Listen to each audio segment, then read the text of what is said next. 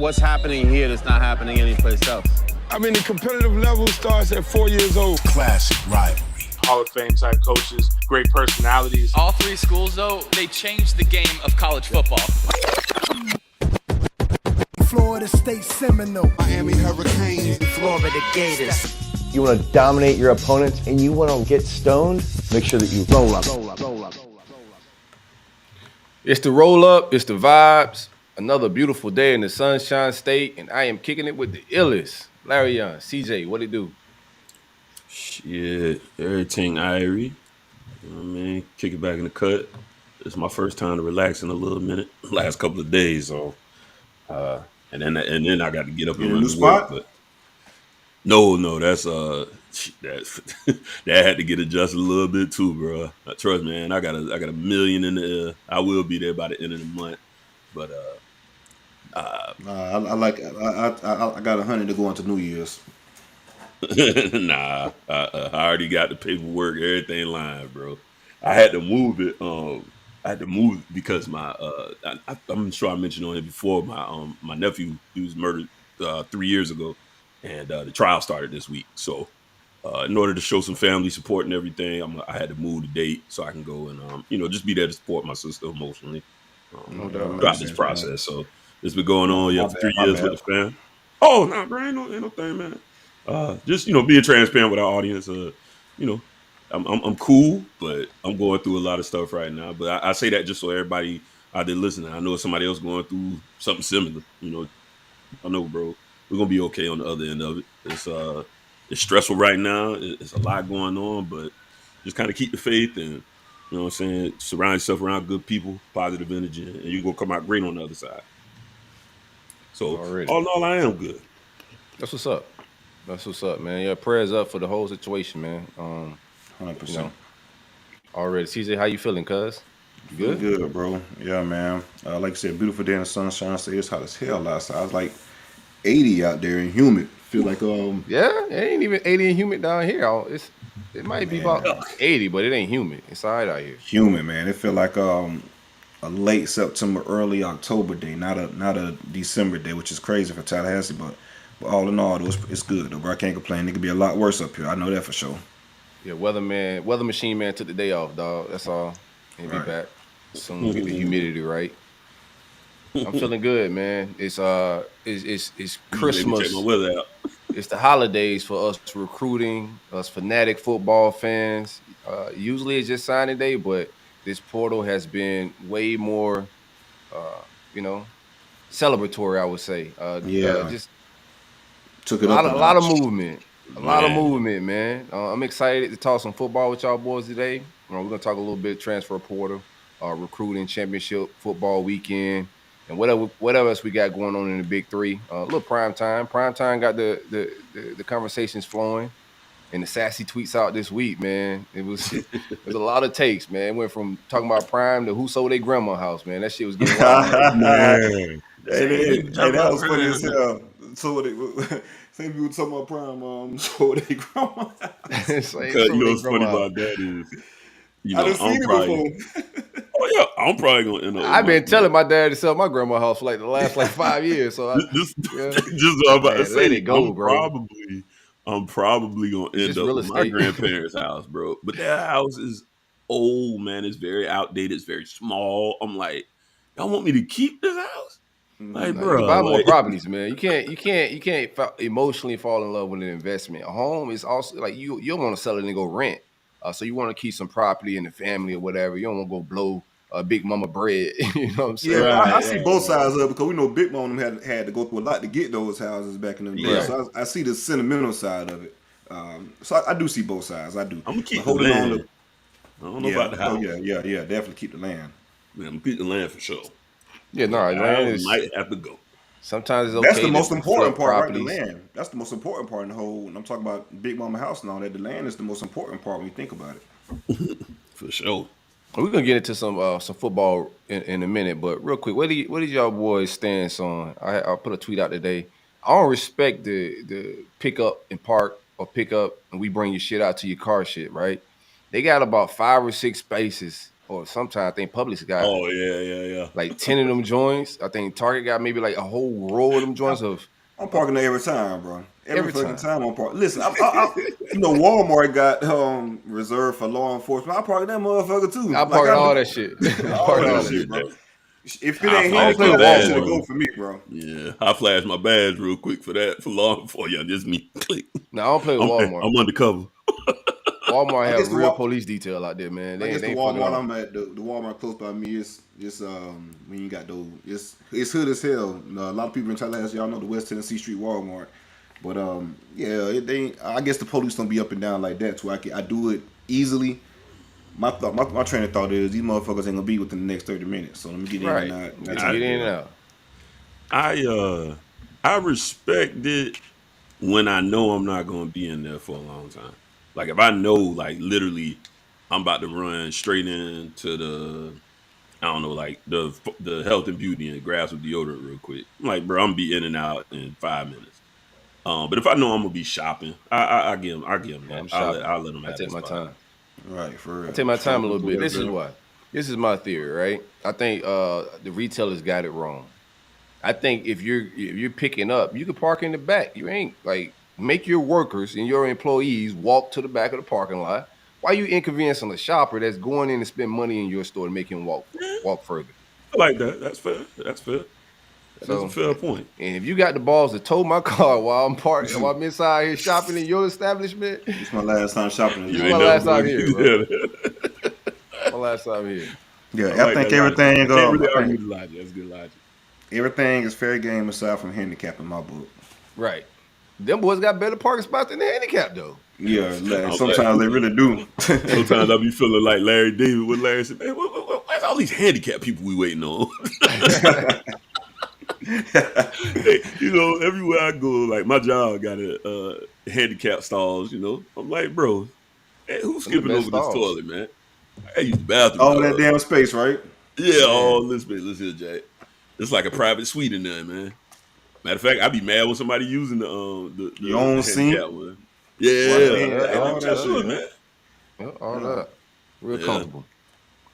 All right, we got a new sponsor too that we bring in. We mentioned on the podcast before, but I didn't have all the entire details. If you got that scene ready, Taylor, you can pop it up. If not, I'm gonna go ahead and do the ad read regardless, man. But we got another cannabis company that we're doing business with. Some guys out of Tampa, really great products. I met these guys at a marijuana conference a couple months ago, and we've been just talking behind the scenes for a little bit. Finally made this relationship happen. Big fan of their products. It's VayCay, VayCay. I know I originally put out the link on Twitter. It was all wrong. I didn't put the Y behind Vay, so make sure you put that Y behind Vay, VayCay. It's takeavaycay.com, Delta 8. Premium products, cannabis to your mailbox, just like the previous company we was with. Everything's federally legal. They have gummy flavors of green apple, pomegranate, strawberry, kiwi. They also have just a nighttime gummies specific for nighttime. So if you want them milligrams a little bit higher, you can take the nighttime gummies right before bedtime. It's gonna knock you out. They have lighter ones too, so you don't get like Larry Young was at the live show we had at the Kush House. If you're a lightweight, they have 15 milligrams. So like your mom or somebody that's a lightweight, not really want to be dazed and out of it a little bit. So it's different levels to their gummies, but all of it's fire. I recommend you start at the 15 milligram, the lowest, and then work your way up. And they also got it like kind of when you look on the website, they got it notched out. You'll know what's strong, weak, medium, etc. They got it all organized. Use coupon code ROLLUP for 10% off of all products. TakeAVayCay.com is the site. Support your podcast. Gotta check them out. For sure. Send it true on all the flavors. We got some guys. Y'all boys got some products in the mail, man. All right. Be there in a little minute. Oh yeah, we gonna have reviews real soon. Might do a live one. Mm-hmm. Oh, absolutely. Real quick, man. Shout out to Nina. I heard Kamani visited Bama this weekend. That's what's up, man. You heard I heard Saweetie had slept with Lil Baby and Offset. Yeah, we heard that was right too. I heard. Yeah, that was. I don't know if that was just a fable. I think that was. Yeah, I don't know. That's might what be a I'm little saying. bit I of. don't know. All right, here's the exact flavors too to the VayCay: pomegranate, kiwi, watermelon, blue raspberry. I've had the kiwi and the blue raspberry. Both are both fire. I got my attention already. How you feeling about that though? You don't think Carmoni's taking the visit to Bama this weekend? No. If he is, it's concerning, sure. But I don't think he is. We shall see. He got let's see, ain't they going to the finals? Ain't Lakeland in the state finals? I mean, yeah, Edward so. Joseph in the state championship as well. Well, it depends on when the game is. I know Edwin plays Thursday, and he's going to take his official to FSU right after that. So, okay. I mean, I ain't no fool now. If you go, anybody going to visit Bama is going to be an issue. So my question is, I feel like if y'all do hold off on a visit, he sticks. But if he do visit, what's your take? How do you feel Sunday will shake out with that if he does in fact take the visit? I still feel positive about the relationships there. So, I think we come out okay regardless. But yeah, if he goes, you got to at least move the meter and be like, that shit over when he goes. I ain't finna keep it politically correct. That shit ain't no sense in you doing it. Good luck. I'm just talking from like this kid don't give a shit about like relationships and all that. I think to somewhat, but he got a relationship with all these stats. He had a relationship with Florida, and it seemed like a Florida slam dunk. And like there was no heads up. He moved in a way that's for money. And I ain't knocking it. I like it. But I think if he make that visit, I think it's a wrap, bro. It is what it is. It's Alabama. It's T-Rob. It's late in the cycle. You guys had a terrible football season.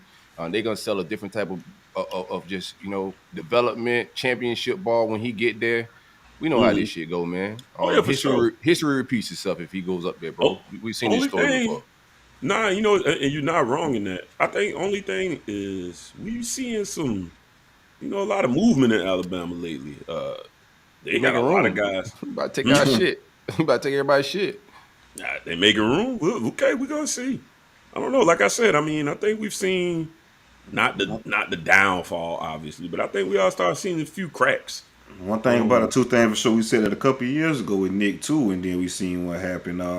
What was that last year for the year? I forget whichever year it was, but we after that Clemson game. It was after that Clemson game. I do think it's like it is the beginning of the decline. I got to see it to believe it. I see that from not from a recruiting perspective, because I still think they're a big dog on the block when it comes to recruiting. I think from a parity perspective, us watching Bama play this year, and we thought they was going to be King Kong out there, and we seen a lot of parity, a lot of teams that we think is just play with Bama. And I don't think they're going to be just big dog bullying people on the football field like that anymore. I think parity in football is getting closer. And his staff turnover faster now, right? He's had to replace I think that's finally catching up. It's just catching up to him. It's only so long you beat the odds of that shit. But on the trail, Nick still letting. Yeah, I mean, they still got number one class right now, right? I still got to see it, man. My take on that is I don't know. I think their receivers was their biggest Achilles heel this year. Everything else was pretty much on brand, but their receivers were just terrible. And it's crazy because they recruited. Just wasn't explosive and as the same type of receivers we've seen in the past. Yeah. And even though they recruited in the position. When you say that, I mean that's also a great point because these guys were highly recruited guys. These are guys that in the upper echelon. So what's changing is the evaluations getting worse. And that could be through this turnover, through the constant turnover in staff. Some because we speak about it in the roll up private chat before about like how many 4-stars you have nowadays, right? So with that being such a huge range of them, was really a high 4-star that could be a guy that could take off, or was a 4-star that be on the brink of really not being that guy? No, them top 75. Them 4 stars in that top like 75, like they hit different. And I think Bama hit real solid on those type of guys. But the 4 stars you're beating out for like West Virginia and Louisville, like they're not the same caliber. So like there's a big gap in like the caliber of 4 stars. It's more of who you're beating now. I think they're still recruiting the same most of the elite kids that USC, Ohio State, Right. Texas, Notre Dame, all the big dogs recruiting. They're still out to those type of kids. Even like Christian, when we seen Leary, I seen Leary hit the portal this week. You know how bad we all wanted Leary? I thought we was going to get Leary that one night when he committed and it ended up being Bama. And when you look at it like, bro, it's not really panning out for him out there. So I think, I don't know. Would Leary be a better football player if he went to Ohio State? You know, so I don't think it's development. I just think some of these kids hit their ceiling early. Some of them don't, bro. And we just used to seeing Bama dominate. And I just think it's more of a parity thing than Nick falling off. I think college football is getting a lot more catching parity. up a little bit. Yeah. Well, that's good for the game. It's great for the game. I mean, it's been, part of it makes it, somewhat boring when it's just like, all right, we know they just going to mow everything down. It's awesome to know that they legit can go out there and lose this Saturday. So I got to add something to the docket. Now that you say that, I'm going to add 12-team playoff to the docket. We'll talk about that later. Oh, okay. And make sure you guys like this video and subscribe to the channel. Like this video and subscribe to the channel, man. Like I said, it does a world of favors to us. We have X amount of views, but the likes don't add up. Go ahead and hit that button. It takes that less like button than for us. All right, it takes less than a second, real quick. We appreciate that, man. We also appreciate our sponsors, Alan Horne and State Farm Insurance.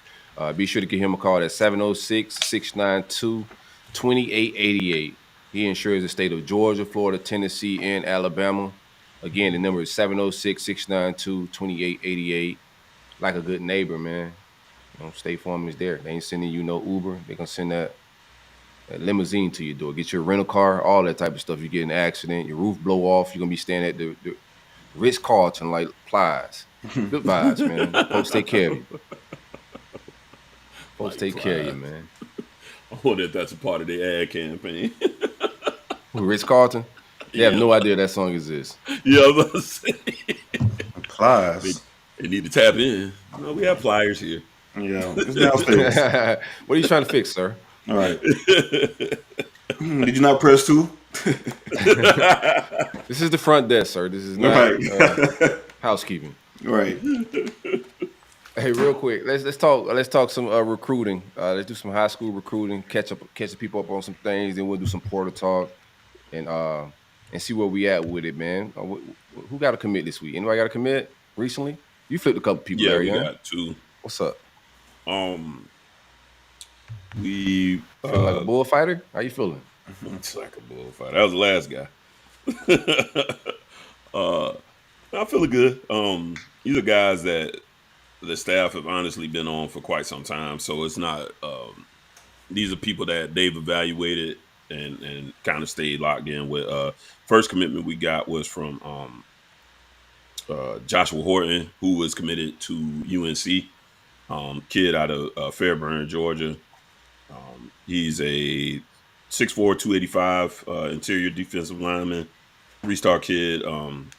He is 115th D-line, 92nd in Georgia. He had like over 100 tackles. So he's a productive guy too, very disruptive. I got to watch some of his film breakdown. Very athletic kid, moves really well. And he's already at 285 right now, so he's already college size. Like him there, and another name that I remember mentioning, man, a long time ago, back when I was still writing all my notes on paper. Marcelius Pulliam. He's a linebacker out of Tyrone, Georgia. 6'3", 215, another 3-star kid. Number 78 linebacker and number 83 player in Georgia. Just long, athletic, instinctive, violent kid. Another good get there in my opinion. And we're still in pursuit of Stanquan Clark. So it's it begs the question exactly what they're trying to do. I kind of wonder, like, are they looking to possibly move to a 3-4? We'll see. I do, like, as of right now, Kevin Steele isn't out on the recruiting trail. So, shit. Yeah, so we'll see. Up out of here, man. That's the word. That's the word on the street. That boy was mid, man. Get him up out of here. it's buzz on the streets that that Kev and perhaps Josh should be up out of here. So what you waiting on? Yeah, you know Mario, bro. What you think, man? It ain't gonna happen. I definitely don't think it happens before early signing day, with that being right around the corner. So man, Mario gonna fire them boys in February, man. Probably when he hired him. That's when he hired him. He hired. You need to change his ways, right? Steele on the first. Learn from your last mistake, brother. And possibly. I mean, you know, I'm not. I can't really argue there. I do.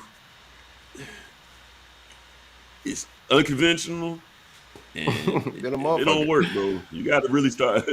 You got to really start looking at this thing, man. You made my offense look like that, bro. You can't bring your own guys. I'm not trying to find a soft landing for nobody that made my offense look like that, bro. I gotta be in the best. Don't forget, less than 100 yards a game. Take you as a FIU, bro. Be OC at FIU immediately. Yeah, and that's part of what you're hearing there too. Is that's kind of his MO, helping people transition. Same for the players. Kids, you know, the kids' mama could come pick them up though, right? Man, this motherfucker got it all back, right? the kids mama could come pick them up, but I'm gonna find a soft landing for the coaches. Right. Nah, they say they're real good with the players too. It's all about how you handle yourself. You know what I mean? You want to come out here and I can't respect my son that. ain't playing enough. My son ain't. Well, come get him. Man, I don't care nothing about that, man. But if that's you know one thing I can't respect though. Say, I can't respect as far as how you handle the exit and things like that, because that shit players handle that shit, it can be, you know, detrimental to the locker room and shit. I can say that for the Sam McCall situation in regards to that, man. Like how can I put this on?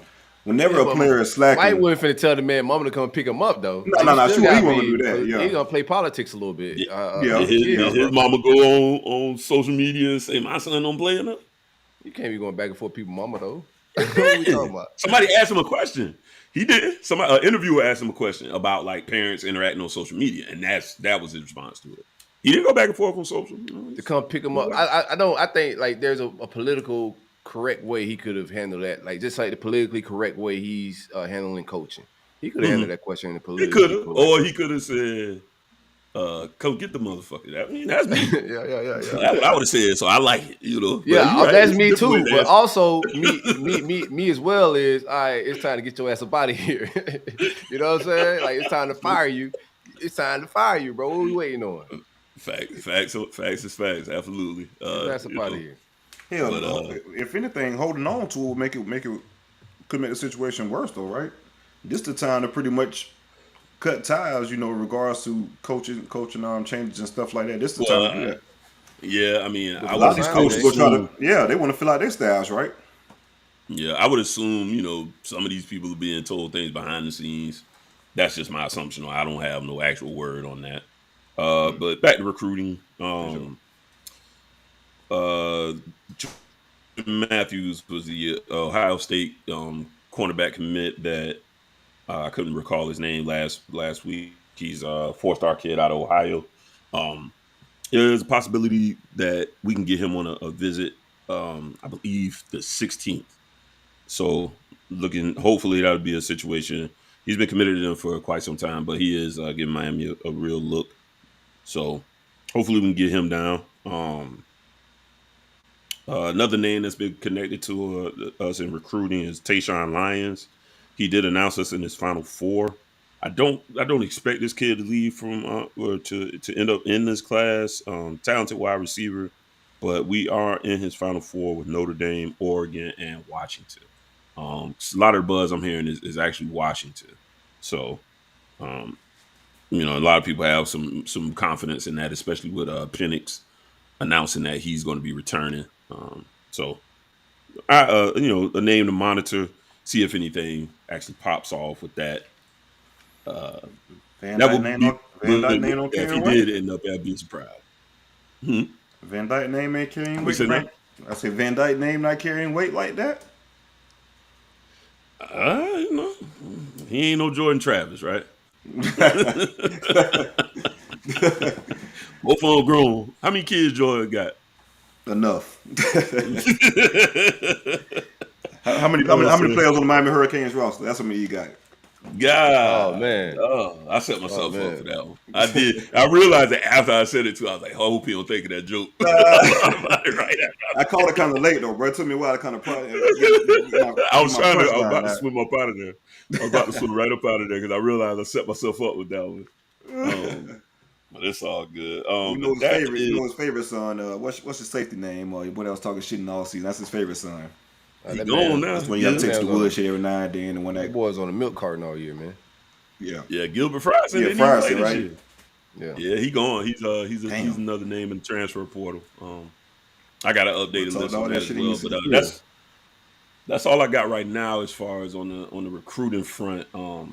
Live action type stuff we got going right now. That's actually let me walk that back a little bit. There is there's definitely still action as far as what's my man name? The safety. Hold on, I don't want to butcher his name or just call him the safety because I know I had it right here. Oh, Damari Brown is another name I meant to mention as well. They're saying it's down to us and Bama. Tight race. Still feeling pretty good about Miami in that particular one. Same thing for Stanquan Clark, who I mentioned a little bit earlier. They're still putting pressure there. They think they can get the flip there. And DVD and the die still trying to flip Jakeem Jackson. A lot of pressure DVD there. trying to flip him. It's supposed to be two guys, man. I ain't the biggest dive fan myself. You know what they say about group project, the group projects in school, right? Yeah. Everybody can put their name on it. Yeah. And they're also supposed to be evaluating Lakeland 3-star cornerback Shadarian Harrison. Is that Shadarian Harrison? Another guy that is supposed to be evaluating right now at this point. I don't know if he has an offer in hand. And who is damn safety? I know I had it right in here. And I done mentioned him before. But anyways, well, I'll tell you what, that's all I got right now on the actual recruiting stuff. And I find that name, I'll throw it back in there real quick. But I definitely mentioned him before from St. Thomas Aquinas. But you go ahead. I'll get it back. I'll pull it back up. For the high school, I know Sue probably got a lot more. I got a couple on the high school that I want to address real quick. First, and Larry, you didn't mention, but Reuben Bain, I think he announced his decision December the 16th. Says down to FSU in Miami. Which we've been saying all year. I think it's a Miami lean, and with Louisville and Auburn getting rid of their head coach, that pretty much axed him out of the recruitment. It's word that he could possibly official visit FSU this weekend. Me personally, I wouldn't even entertain that official visit. Like I don't want to waste my time now. The reason I say this is because he announced his decision commitment like December 16th. He'll take an official visit to Miami that same damn weekend. Like, come on now, like. Right. Yeah. I don't want you to forget that one. Yeah. So FSU may have him on campus this weekend. Me personally, I will pass. I know he's been saying the right things in regards to how the atmosphere and all that type of stuff will come to FSU games, but we just know the relationship he has with Miami. This something we've been saying pretty much this whole recruiting cycle, right? Whenever we talk about Reuben Bain, I ain't gonna let everybody play me. You know what I mean? Especially at this part in the game, you gotta hold on to some of the OVs. And if I don't feel like you being authentic, like that was basically. I think he's being authentic though, because he's being engaged with the staff. But you just me reading the goddamn tea leaves, like, bro, like, come on now. He's supposed to be authentic. Then you gotta take the shot. I would. Now, if you feel like he's being authentic, I'm gonna let him come on. I think he is, but yeah, I mean, from a staff perspective, you got to shoot your shot. I feel like official visits could change anything. I know Tallahassee is a good vibe on official visits, this, that, and other. They can change things, but just like I said, we've been saying. That he was Miami guy because he's legacy. But that's correct. And then this is the commitment date and that type of thing. But again, me as a fan, I understand, but as a coach, you got to shoot your shot because I think he's a game changer type player. Reminds me of Kier Thomas. It's crazy. Kier played at FSU, similar build as Reuben, and also with the Miami Central as Reuben as well. But he reminds me of Kier Thomas, a guy we had a year ago at FSU. Kind of a tweener size-wise, defensive end, defensive tackle, but just it's just a productive player. Gets it done. Yeah, he got So 26 that shit's sacks. crazy. He gets it done. He say 3 to break his record, so he's right there to get That's it. crazy. I'm like, yeah, that's crazy, man. Those are enormous numbers, especially for a guy that, like I said, is a little bit undersized, a little bit of a tweener. Yeah, but a football player is a he's just football player, and I productive. think he's definitely a football player. So we have a football player. You got to take a shot at it. So we'll see how that goes. But since he did move up his commitment, I think they're trying to work on, and he canceled. I think he's supposed to go to official visit one of those 2 schools, Louisville or Auburn this weekend, if I'm not mistaken. But yeah, since that is off the books, we're trying to figure that out. So don't be surprised if that does pop up as far as official visit for FSU this weekend. Brought up Edwin Joseph, and I'm gonna do a short video that's gonna be coming out pretty soon. FSU fans in regards to this weekend, more detailed. But got Edwin Joseph. He's supposed to be on campus for an official visit. Has a state championship game. Of course, he plays for Chaminade. State championship game this Thursday in Tallahassee. So he's going to go ahead and stay throughout that game, or throughout that trip, and just carry that over to his official visit. Love this kid, 2-way player, receiver, DB. Recruiting him as a corner. Just jumped on the scene really early this season. If you guys remember, Larry Bluestein was basically saying that he's one of the best players in South Florida. At this point in time, love his athleticism. Been on campus a couple times. Visited the Clemson game. Then he doubled back that following week. 2 weeks after that, and took a trip up with Hakeem Williams, who's been on him pretty hard in this recruitment, to the Georgia Tech game. So Edwin Joseph, I know a crystal ball was put in for him to FSU. Yeah, I think he'll end up being a part of this FSU class. Like him a lot. DJ Chester. This is a name that we've been talking about for a while in regards to recruitment. Alex Atkins has done a really good job in this recruitment. 4-star offensive lineman from Georgia.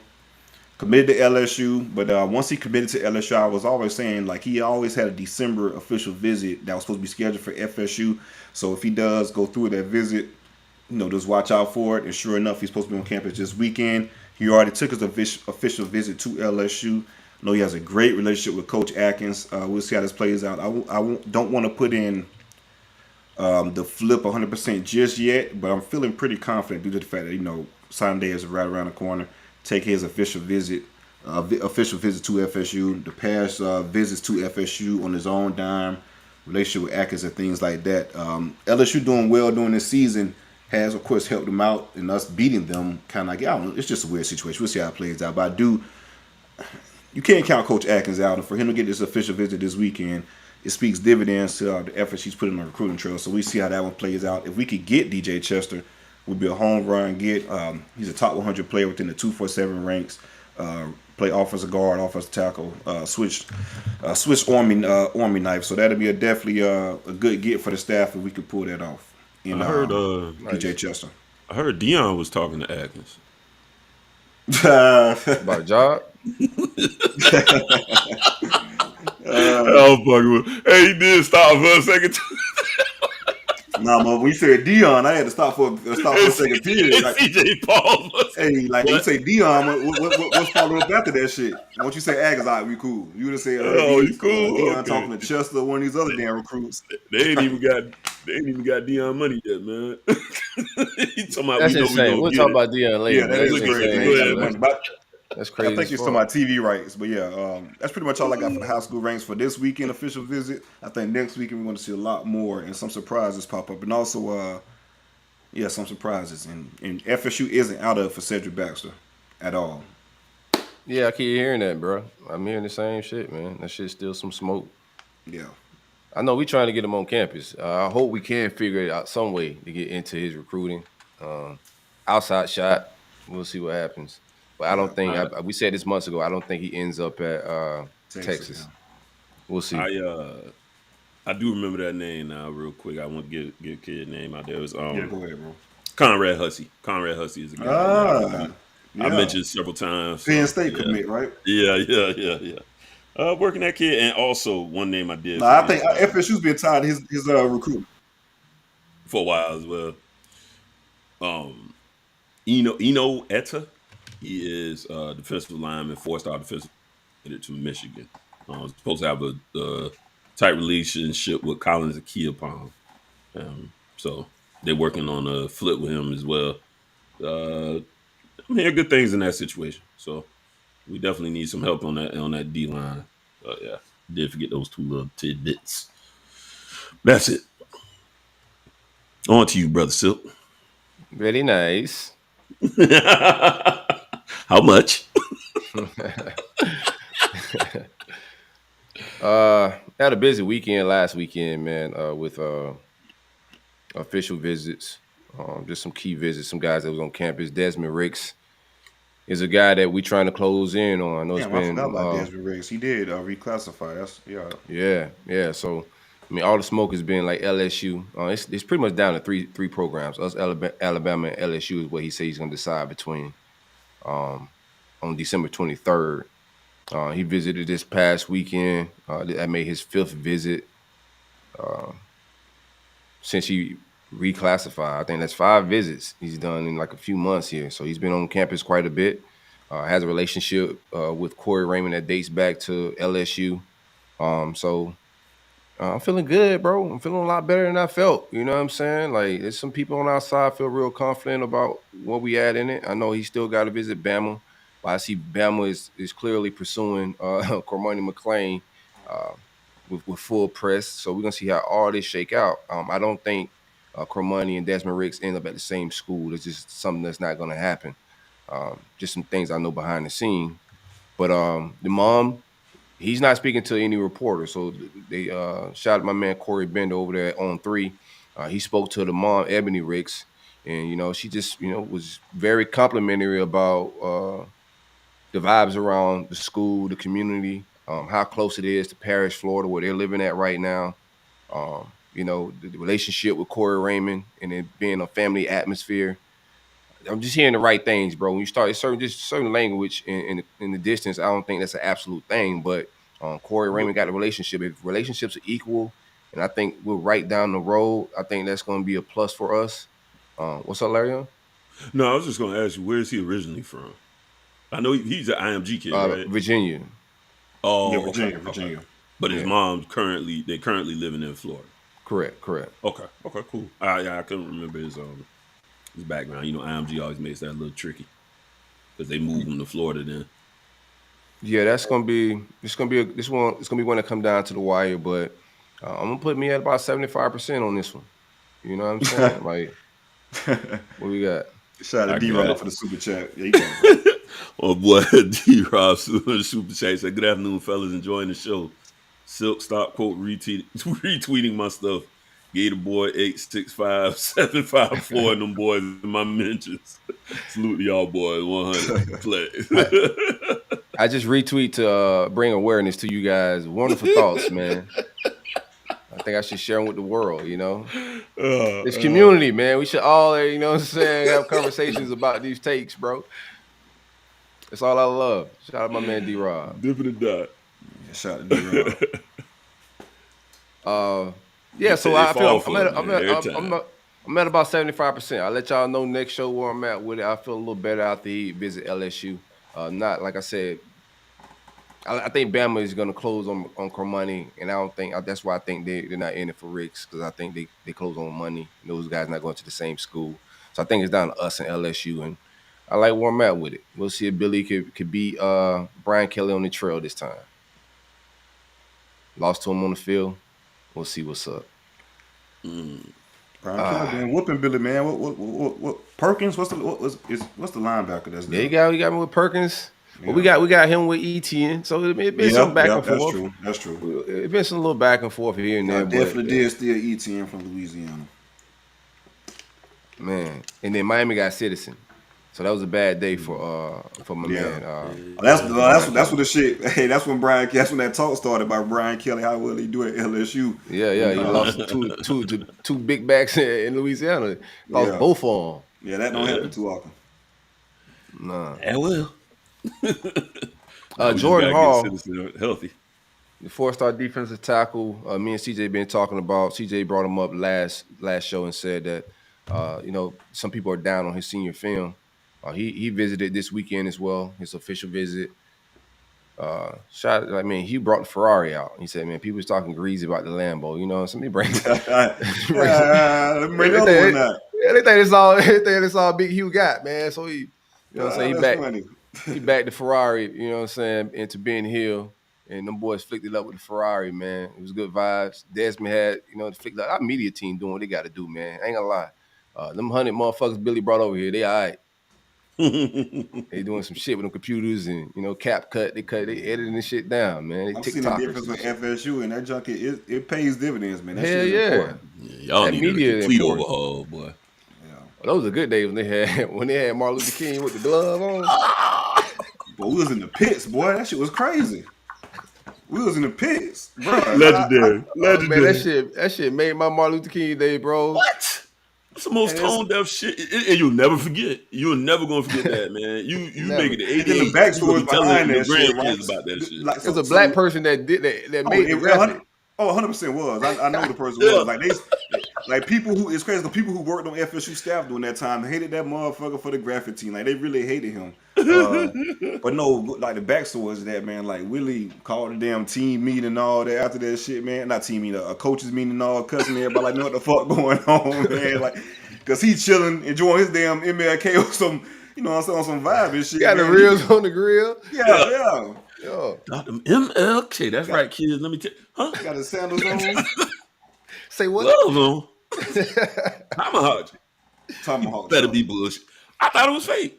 I really did. Ain't no I thought somebody was trolling, bro. Yeah, stop playing, man. It's a good troll. But I thought it was somebody like Aaron that had them change the, they named or some shit like that to Florida State. That's the crazy about the part. But the motherfucker who did it, but really thought he did some shit like, this shit clean. Yeah.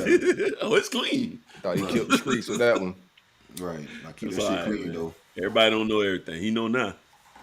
But I feel good on back to Jordan Hall, man. I don't know how we got the Martin Luther King edit, dog. Right. I was talking about the graphic team. Okay. Yeah, Jordan Hall had a great visit. He left some glowing remarks with On 3 and Corey Bennett and them boys about, he's ready to decide. He know where he going. I feel good because I know Georgia don't want him. I'm going to keep it a buck. You know what I'm saying? We all thought it was Georgia for a while. Most of this recruiting, we knew we was in it, but a lot of it was going to be depending on Georgia's interest, and that's just to keep it a bean. You know what I'm saying? And Georgia's just like what CJ was saying, down on that senior film. So they're not. They got bigger targets there out there. But right now, I feel good with Jordan Hall.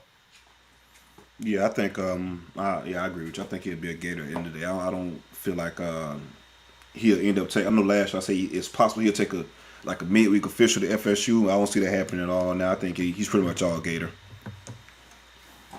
A big need for our recruiting. I told we had shut down tight end recruiting for the cycle. That was the word from everybody on our side. Like you ask anybody on the staff, what's up with tight end recruiting? Portal, you know what I'm saying? Nothing, but that vibe changed this week. Stanford, of course, lost Shaw, the head coach. So they got some commits and shit looking around. Jaden Platt, tight end from Texas. He should be visiting this weekend. 6'5", 235-pound kid, number 13 tight end in the country, 218 overall. Really good guy that'll just, I think, contribute very early. Our tight end room is abysmal. A guy that real quick on tight end, a guy that just lost some money by transferring, man. Keymore Gamble. There was no reason for him to go to UCF, bro. And he could have really ate. He rode the bench over there. He could have stayed here, and ate. Like Zip had a productive year till he got hurt, but we used the tight end. Like Odom and them guys got buckets, especially towards the end of the season. He got a few touchdowns. And Keymore Gamble was more athletic than those guys. Like I think he was a better tight end than Zipper and anybody else in that room. He would have been the starter. But some of these guys don't make rational decisions, man. I think it could have been, just his experience overall while being at UF that made him want to get out so quick. But he should have just looked at depth charts and just from that point, I'm an upperclassman. I need snaps. I need reps to put on film. Like forget the emotions. Like UCF, I ain't finna go win a national championship, so I need to go somewhere where I could just look at a depth chart as a clear path for me to get reps and get to the next level. But anywho, I think this kid will be a great addition. We'll see where we at with it. He's from Texas. Miami also was a team that offered him in the past and that was in on his recruiting. A&M, LSU, Oregon. Florida State offered him. I don't know if they still pursuing him. And also Tennessee. we'll see what's up with it. I'm familiar with the name. I hadn't heard anything recently as far as like trying to apply any pressure on that recruitment, but I do know he was a name. I have heard his name in the circles lately, but I don't know if they actually, trying to push that right now. I doubt it though, because we already got three tight ends in the cycle. Yeah, we got Riley Williams and the 2 3-star kids.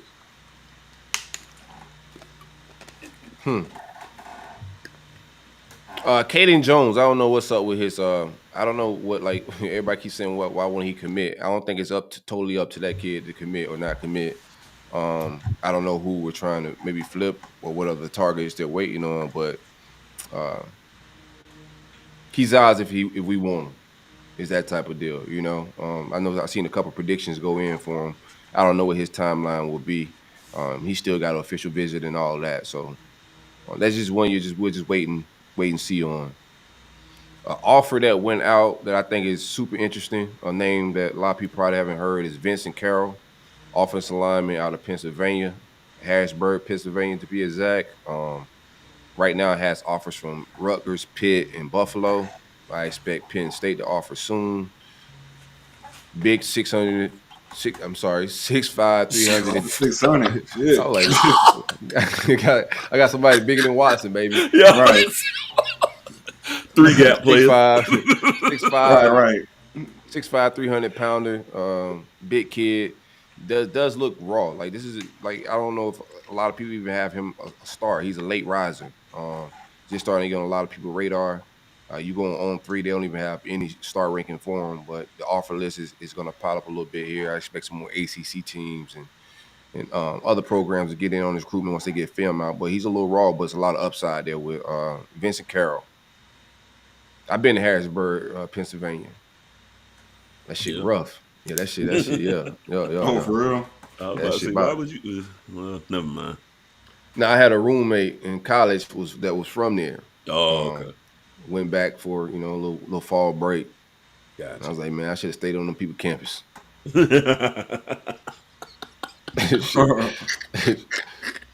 Right. Danger. For sure. The tricky thing right now is we got some bowl prep, but we also got another weekend. We trying to get some official visits in. So I think, in my opinion, Billy need to scrap the bowl game on some real shit. We don't have a roster between people declaring to go pro, people hitting the portal.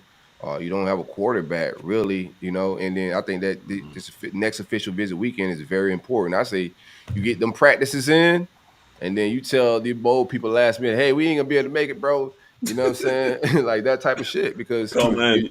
See if they want to go. Whoever the fuck want to go, you know what I'm saying? You want to go out there and get your shit pushed y'all in. end up with? Vegas, right? We're going to Las Vegas. We're in the Las Vegas Bowl versus Oregon State, December 17th. Gotcha. Damn. 2 p.m. Oof. Yeah, it's that time of year. Yeah. Them bowls. Yeah. The ones we go lose. Y'all boys just make sure y'all lift the seat up, Larry. Lift the seat up? Yeah, because y'all missing the bowl, baby. Hey, first time for everything, man. You know what I'm saying? Yeah, that is. Oh, man. Dad jokes. Yeah, man. It's all right to have a dad joke here and there. Oh, yeah. All right, man, we get into some Porter talk. That's all I'm going to do. I got some official visits, man. Y'all check out these logo talks, too. We're going to get them popping a little bit. I know we slowed down. We had some little kinks in business a little bit here, so our YouTube outage went down a little bit, but we're going to crank it back up here. Check out all our short videos out to keep up with all the recruiting and vibes in between these shows. Portal-wise, what exits y'all got? Any exits? CJ, you probably got the lowest list of the exits, man. What you got on exits? I'm going to jump into it. Porter-wise, what we lost so far, we lost Jared Jackson, reserve defensive tackle. He started whenever Lovett and Coop got hurt. I want to say that within that Louisville time frame, he started. But the tail end of the season, the snaps just started getting lower and lower. Joshua Farmar, who they're very high on, pretty much started taking the bulk of those second-team reps. And Jared Jackson, he's a guy that could have walked on senior day, so he's going to be a grad transfer, have one more year. I can understand that exit. Wanting to go somewhere and start for his last year instead of battling for snaps. With first younger guys for FSU. Sam McCall, of course, that's been noted. The best player within our recruiting class last year. Was pretty much tired of Travis Hunter and all that type of stuff. We know how unhappy he was down the stretch. Don't want to keep hashing those things out. But Sam McCall, he exited. And the rest of these guys, like I say, it's pretty much guys that just haven't really contributed to this point within the FSU career. Rod Orr, who I thought would be pretty good, man. He was a 4-star offensive lineman out of Alabama, 6'7" kid. Second year in the program, just haven't gotten it. A lot of the first year guys last year pretty much passed him. Julian Armella, Dontre Richardson, a lot of those offensive linemen kind of passed him up and just wasn't really developing like that. So, I do appreciate Atkins for like raising the floor of the room and getting better players in, but it's just the process in regards to getting over recruited. Chambray Jackson is another one, 4-star defensive tackle we got within the 2020 that COVID year class. Hasn't really developed either. Like I said, these younger guys pretty much came in and just took the snaps, so he's out of there. This one, a little heartfelt. This one here, Keyshawn Helton, man, solid dude. He ended up leaving to the transfer portal. As you guys know, just to be real, Keyshawn Helton was a kid from Pensacola. He was a 3-star, real twitchy type of guy, small, but on your normal FSU, on a normal basis, he wouldn't be a guy to FSU take, right? Just got over recruited, and he did have that horrific knee injury a couple years ago, and just haven't really bounced back since then. And kind of got over just passed up by the guys we brought in within the portal last year. So we understand that exit. Do appreciate everything he did. He's always been a team player, that type of guy. Real tough guy. Want to wish Keyshawn all the best moving forward, man. He's always been team first, was an FSU fan growing up, man. Lived out his dream to get his degree as well from FSU. So shout out to Keyshawn. And last one from the at this point in time, there's probably a couple more. Amari Gaynor transferred. His recruitment is already picking up. I know he had West Virginia, Neil Brown, the defensive coordinator. He was in at the house the other day doing an in-home visit on Amari Gaynor. But another guy that he started a lot for FSU, made some plays for FSU, but he was hurt early in the season. Didn't come back until like mid-season, and by that time it was just too late. Kalen DeLoach, of course, one of our better backers, Tatum Bethune, those guys just pretty much took over. And Gaynor, he's a tweener, man. It's like the old days, he'd be a perfect backer for FSU, real big guy, that type of deal. But nowadays, you got to be a little bit more athletic to combat these spread offenses and things like that. I know FSU moved him around on the tail end of the season, put him on the edge and have him come off the edge and rush, which could be good for him. But he's more of your traditional backer, not your new age backer. So it'll be interesting to see where he lands and what position he plays moving forward. Those are the guys we got leaving. But I do want to announce some guys that, well, not announce, but highlight some guys that's going to stay at FSU that announced they're going to stay. And FSU just came up with a new collective. You can get your mic. You can get your mic Neville on with announcing all the players y'all knew was coming back, bro. No. A lot of these guys were a lot of these guys that announced was supposed to be going, man. I know one of them. Actually, I know two. Who? Fabo. What about? Will be back. Return season. You know what I mean? It's his turn to come on back. Tear the city up. He got his truck. Tear the city up. Yeah. He got his truck. Got my boy. My boy. JT for sure gonna be back. For sure. But FSU got a new collective. It's called the Battle End Collective, and like from the shit I'm hearing, like this shit is for real. Like they're playing big boy ball with giving these guys NIL deals that's on the team. So from what I heard, Jordan Travis was out. Like he was literally leaning towards leaving until these people came in and put up a pretty decent deal on the board. I'm hearing it's a 6-figure deal for Jordan Travis, something in that ballpark. So he's going to be pretty much well compensated for his last year. But he was pretty much going to take his chances and go to the league. And you did kind of hit it on the nail. Fabian Lovett is a name that's possibly going to be announced. Hasn't been announced yet. But he was all but gone as well. Did the Senior Bowl stuff. Already got the Senior Bowl invite and was on it for the Senior Bowl. You got another year hearing about Lovett, right? That's his man. The baddest man on 2 feet. You hear me? Oh, I'm gonna hug that brother. I tell you when I see him, man, I've heard so much about you, man. It's a blessing, man. So Fable possibly coming back. It hasn't been announced officially yet. Patrick Payton, he ended up signing with the Battle Ant Club. He was already coming back. He didn't have any. He had the eligibility to leave or anything like that. But just wanted to note that Renardo Green, Kalen DeLoach, Jerry and Jones, and Jerry Versus one who hasn't announced he's entering the draft just yet. He's hashing out some things. I know they're trying to put together a pretty decent package for him to stay. So we'll see how that plays. I think most of that's going to come down to his grade, right? If he gets like a second round final grade, I think he'll stay. Me personally, just from what I've seen from Jerry Verse, his athleticism is off the charts, motor's off the charts, things like that. But technique-wise, he has some things he needs to work on. Just using his hands more in just certain situations like that. You got to understand, he's still raw.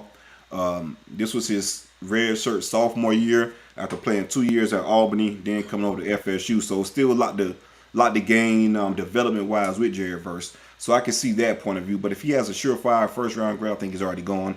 But if he has a second-round grade, it'd be something to think about, and we put together a pretty good package with this Battle Ant Collective. I could possibly see him staying as well. So we'll see how that goes with Jerry Verse.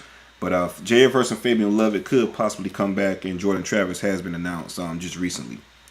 So if they give you that second round grade, you gonna come back for 6 figures? Hell no. I'm out. I'm dancing. I'm out. Second grade? Shit, that's still what? Probably about 10 mil? Nah, not that much. You get millions, but it's not that much. Overall on the contract, probably, bro. You just seeing a different stratosphere as far as like. See, the thing, the game has changed now though, because with the second round, our kids leave in the instance back in the day, right? But I'm just saying 6 figures. I don't know the range of the 6 figures, but you're looking at a 1 year deal versus a NFL contract though. Like you get NFL contract will come regardless, unless he gets hurt and you take those serious policies. That's the risk. That's the risk. You got to weigh all that. I mean, that's a little bit. That's way into all of that. Like weighing the options, yeah. Yeah, you got to weigh your options. Out of here. I think for a second, for a second I'll probably be going too, but at the same time, I didn't play during the time like these cats are playing in where you actually get some damn money in college, and so I don't know. It's just different. Raise your status. It's just to me the injury thing is always. You talking about the most violent game out there, so I'm like, man, let me go ahead and get up out of here. Because I know his original buzz was first. And I still wouldn't be shocked if he ended up going into the late part of the first, because like you said, I think combine wise, he's going to test like crazy, right? As well. And if he just needs some technique work, they got the best of the best to deal with that. They got plenty of coaches that can do it. So I see both sides of it, and also from what I'm hearing in regards to Verse, like he's not from the South, he's from New York, like up north. Like all this shit is like different to him and his family. You know how the South move and just big time college football in general. He got to be out of here. Mm-hmm. If you come from the north to the south, bro, you know what type of culture shock that is. We down here, so we used to this shit. But no, I'm saying culture shock as far as like how big college football is and that type of deal. Yeah, you got another culture shock too, I bet. Probably like, man, this shit is 30. Oh yeah, you come 30 from years New York ago. and then you come from New York. Yeah, you come from New York. But and then come depending on to what part of New York now. Yeah, depending on what part. Upstate. From the city. I don't from think the it's city. New York City. Okay. I don't think it's New York City. You're not from the city? I gotta look it up. Rochester, he probably got some. upstate, He got similar vibes then. Yeah, but nah, I do understand coming from down New York and north and then coming to Tallahassee, Florida. That shit is different. That shit is wild. That shit is 100% different. Where's mine, son? That's what I got for transfers coming out. I got a couple of transfers to watch, though. Then I'll let you guys take over for that. Casey Roddick is a guy to watch out for. 6'4", 310 guard from Colorado. He just entered the transfer portal from Colorado. That's funny, right? You wasn't hearing that bullshit from Prime. Who you talking to, man? Nah, he in it way before Prime. Like he in it. Oh, okay. Yeah, this motherfucker been there, bro. Who you talking to? These motherfuckers won one game last year. That bitch won't waste no time. That kid know that he know that like what's going on. He said, man, this he shit ready for a rebuild. Top to bottom. Yeah, man. And then when Dion got high, he was like, "See, I already knew it." I seen the vibes. The writing was on the wall. Told y'all, boy. But now he played in 38. Now go ahead. How many years he got to play? I think he's a grad transfer, so just one. He's going to be, like I said, one of those guards we need. Played 38 career games at Colorado with 26 starts. He actually represented them at the Pac-12 Media Day this past year. Again, man, he has started. My apologies, reading it right here. He was also named captain in a preseason All Pac-10. So he's a guy I feel like is going to announce the FSU pretty soon within the coming days. I think that's pretty much already wrapped up on like all that visits and stuff. This kid has passed all the shenanigans with that. I think he'll be announced to FSU pretty soon. Somebody in the comments said I think he's from Ohio. Find out Who, what Verse? Verse? Nah, he's from New York because it was a homecoming for that Syracuse game. That was like a homecoming for him of sorts. He's from New York. Yeah. Another name to watch is Jaheim Bell, South Carolina tight end. A lot of interest within FSU on both sides. Communication has taken place. I think we did an in-home visit with him, trying to get him on campus. We'll see if they could go ahead and iron out that visit. But there's some ties to FSU. He's from Lake City, Florida originally, which is a couple hours down the road. Played ball in Valdosta, and his quarterback in high school was Tate Rodemaker, which is crazy. He committed to us in high school. Yeah, I remember that. I remember that. Bell was a Florida commit as an athlete. We ended up making the coaching change. He ended up going to South Carolina. He's in contact with our staff right now as well. Yeah. Would be a good get for anybody right now. I think he's a good athlete. Oh, yeah, he'd be a great get. But just going back to the situation, like his recruitment, I know Willie Taggart never really pursued him fully and offered him. And that was one of the issues back then that I kind of had at that point in time because you seen it with Jaheim Bell. But at that time, he was a strictly receiver too, so a big body receiver at that. So you can understand the situation. But South Carolina found a role for him in regards to his frame. Didn't use it to an extent that he wanted to. And a lot of people was questioning that too, like why are you not really using Jaheim Bell? Because they feel like he's a surefire NFL talent just from a athletic standpoint. And so they have no OC right now. Correct. So we'll see how that plays out, man. It's a lot of interest. We'll see how it plays out in the coming days. I like where FSU stand right now, but I do know, like Silk said, Florida's interested. Georgia's after him. Ole Miss is after him. So pretty much a lot of big name programs are after him at this point in time. Fentrell Cypress is another name to keep an eye out on. Cornerback out of Virginia. Crazy. He was second team All ACC this year. Very nice. Yeah, real nice. He's probably the best corner in the transfer portal right now. Had 14 pass breakups this past season. Would love to have him, but again, I think he's the highest rated corner in the portal. Ohio State's after him. Notre Dame's after him. Anybody with a name that wants a corner. Carolina that went into the portal. Grimes. Tony Grimes. Tony Grimes. Yeah, that's another guy we've been in contact with too. I'm pretty sure Florida as well. But with Tony Grimes, I don't know, man. He just has. I don't know where we at with it. I don't know exactly who we after in the portal. I'm gonna say who I like, but I don't really know exactly like who we chasing like that. It's a lot of depth we gotta replace. We got a shitload of people there. Yeah, y'all gotta reevaluate a lot of stuff. With FSU is more so just trying to find fits in regards to needs. So FSU pretty much with the guys that's they got a list of guys they're pretty much going after at this point in time.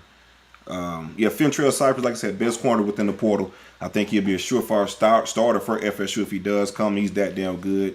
Second team All ACC, 14 pass breakups this past year. Jeremiah Byers is a guy to watch out for. UTEP offensive tackle. Within 33 games that he played, within 33 games he started 30 games for the UTEP, University of Texas El Paso. He had an 81% grade on PFF. He was first team all conference, so that's a guy to watch out for as well. Jeremiah Byers, FSU just offered him. Is Coker still out there? I'm tripping. Who? Coker? Larry Coker. He's still out there? He was at Texas San Antonio. Yeah, UTSA. Oh, yeah. The road runners. Gotcha. He was at Texas San Antonio. Gotcha. And also Cal. Hey, my little homie out there hooping at UTSA, man. Meador. Oh, really? Young boy right here from Wellington, 5'6", but point guard. He went JUCO route. He out there hooping. Just thought I'd add that in. UTSA be low key got an up and coming program, dog. They be getting some. They got some decent money. Right. Even in like staff wise, I done seen some good people come off of the staff, so they doing some good shit out there as far as athletics. Anywho, back to what you were saying, CJ. Yeah, my bad. Yeah, another Why receiver, and Rudy this was interrupted you with useless information. that's what we do, man. It's all good. 561. Gotta Yeah, check 5. in. Hey, give my dog a little shout out real quick.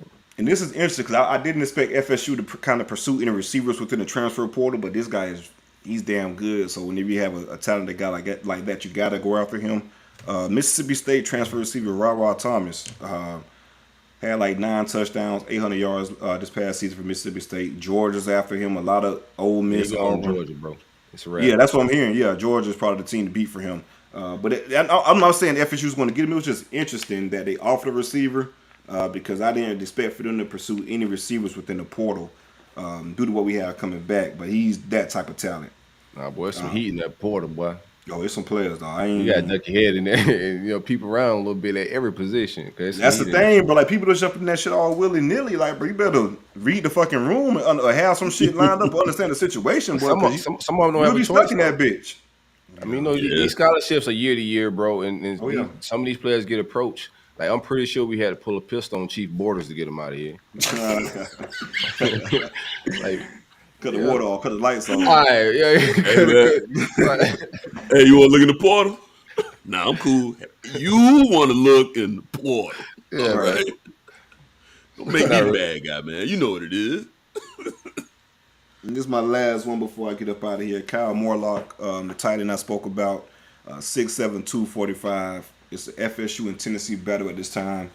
This guy is another guy that just, as soon as he hit the portal, shit just exploded. Everyone offered him, ranked pretty high. I think they rated him as like a 4-star with the portal rankings. Florida State and Tennessee. And it was cool because we got him on campus for an official visit Florida game right before the season ended. I thought that was real dope because it was like days before right after he hit the portal. And I think that was an advantage for FSU because that was the last of its kind, right? We know that was the last regular season game. You can't really get that in-home, that home game day atmosphere for unofficial visits or whatever at this point in time. So I thought it was pretty cool to get him in for that game, and we all know how big that was atmosphere-wise.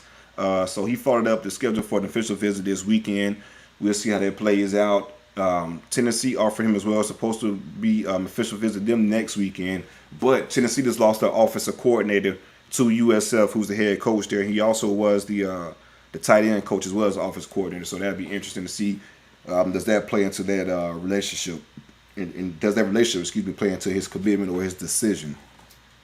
But this is a kid that said he could take it into January, which I understand. He's a guy that went to a D2 school, real under the radar type of kid. Want to get the whole process. So if FSU could try to get in and lock it down this weekend, it'll be very good. It's easier to battle against one team versus 4 or 5 teams the longer it draws out. So if we could get in and knock out the official visit this weekend, that'd be perfect. That's all I got, fellas. Right. Oh no! I got one more. My bad. One more. Oh shit! One more. My bad. Big one. I don't know how I forgot this one, man. Jared Jackson was going to end up transferring from Miami to Florida State. That's a done deal. Done deal. That's crazy. Big done deal. And to be honest with you, that shit been a done deal for about a month. Literally a month. 100%. If I don't want to get too much off, but if you'd have been in South Florida with us, you would have pretty much heard the same information we heard in regards to that. Just him wanting to come back home, and we know some family issues as well with his mom that's tied into that. But I told you, I said last year that he wanted to come home originally. We just didn't offer him for whatever reason. I'm not sure why we didn't. Yeah, we did, seriously. But then he got hurt, though, and then that shit started looking kind of funny within the trenches. You can't never have too many big bodies, though. You can't, 100%. It worked out well for y'all. I felt like my boy Ryan Rangone, he tweeted the Doc Rivers looking left and right face when it happened because I didn't. Right. The minute it happened, I was like, huh? And then I went and quickly found out the information about getting back closer to home, and I get that. I forgot all about it, bro. But it's been known for like a month, a little bit over a month, that this was gonna be the play. Just got to figure out how it could be the play and that type of deal. And also that's like a trickle down effect because Derek Hunter was JUCO defensive tackle, former FSU commit. He was supposed to be on campus this weekend. He committed all 3, wasn't he? Did he make all the 3? Yeah, and then end up signing with Texas A&M and Jimbo Fisher. No, Miami. I think Miami was a team. What did Miami? Did he commit to y'all? He was close to committing to Miami. I don't know. don't think he committed to us. I'm but I know pretty sure he committed to everybody. The minute you said that name, I was He like, would commit. He might did. He'll commit and then be like, "Nah, I was playing" or some shit like that. Yeah, bro. He'll do that type of shit. It was a crazy ass recruitment. He ended up going with Jimbo Fisher at the end of the day. But long story short, man, he was supposed to be on campus for an official visit this weekend. That boy went out there and Jimbo put him at offensive guard. Offensive guard, but he said he got a good fight though. Jimbo ain't shit, man. Lied to that man the whole cycle. Got him out there and put him at OG. He tried to figure out why he lined up with the defense. No, you take your ass on that side. Yo. Come here real quick. Hey, listen. Don't make much of this, right? But just this week, I need you to be on offense. Okay, just help me out. Be a team guy. Okay, team first. Second week, same story. Third week, he finally got it. Now I don't want him. Y'all can have him, bro. Hey, third. No. He's not coming. The reason I say is because Jared Jackson. After that Jared Jackson move, that official visit was pretty much canceled. Yeah, you can go home, man. Yeah, get your ass out of here. Commit to that. Go on to Green the Pastors. But that's all I got, fellas. All right, I'll take it from there since you already kind of transitioned a little bit. Obviously, Daryl Jackson jumped in the portal. We know what the deal with that is. Great get for y'all, man. That was a tremendous loss for us. I ain't gonna hold you. He started all 12 games for us. Had over 400 snaps. Good kid. I really like that guy. So best of luck to him. Hope to kick your ass soon. But y'all looking crazy in the trenches right now. That defensive tackle spot. Yeah, definitely we got a tool back up there. Jordan Miller was another guy. He started 8 games for us. Played just under 200 snaps. Not a dynamic player, but another body. So we're gonna miss that as well. I believe. Yeah, already. Maybe I have. I can't remember. Ain't gonna hurt. Alan Hayes, another defensive tackle. He had 8 total starts for us, but he only had 26 snaps altogether. So, not a guy that contributed a lot. He's a guy that I thought might have some good upside as well. Interesting to see how he pans out. Defensive back Isaiah Dunson jumped into the portal as well. He was a guy that got some starts under his belt as well. 8. 41 snaps though at DB. So Al Blaze Jr., he is a grad transfer. He's been there quite a while now. Al's up out of there. Yeah, I mean he's graduating too. So I mean, one more year. Got the paper. It's all good. Yeah. He's one more year. He's gonna take it on the road. And best of luck to him there. Paid his dues. Did his time. And he contributed. He got some highlights out there too. He got some lowlights. Part of the game.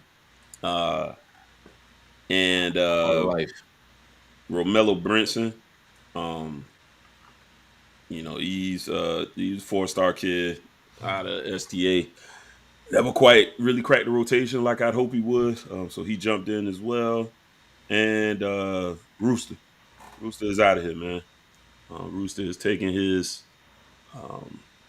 4 starts and 4 fumbles on the road. He's up out of here, man. He was playing better towards the end. I kind of thought he embraced some of the culture change. So that one was a bit of a shock, but wasn't crazy. So best of luck to everybody leaving.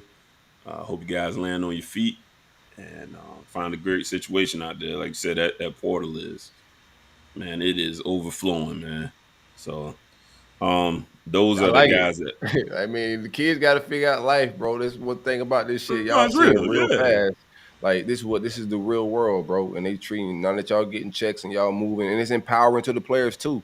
Like I mean, it's a downside to it, but it's also a lot of commerce and shit going down. You know what I'm saying? In that portal, it's some guys that are in great situations that are still going to great situations. You know what I'm saying? Like it's some transfers that's going from like Florida to LSU or LSU to Bama, bro. That's business moves by these young brothers, man.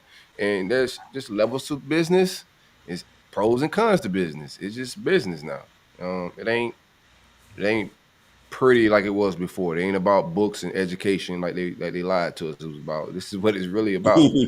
Get that education while you there, but this is what that shit really about, bro. It's commerce. That's a fact. As far as guys staying, TVD and Jake Garcia are both expected to remain with the program. They gonna put a graphic out? I don't think they're dropping the graphic. No. If so, they done took a while. The news broke a few days ago. So let me check Hayes Fawcett timeline and You see think if you they should got announce like Mike did? Mike announced his guys coming back and shit. He was hype.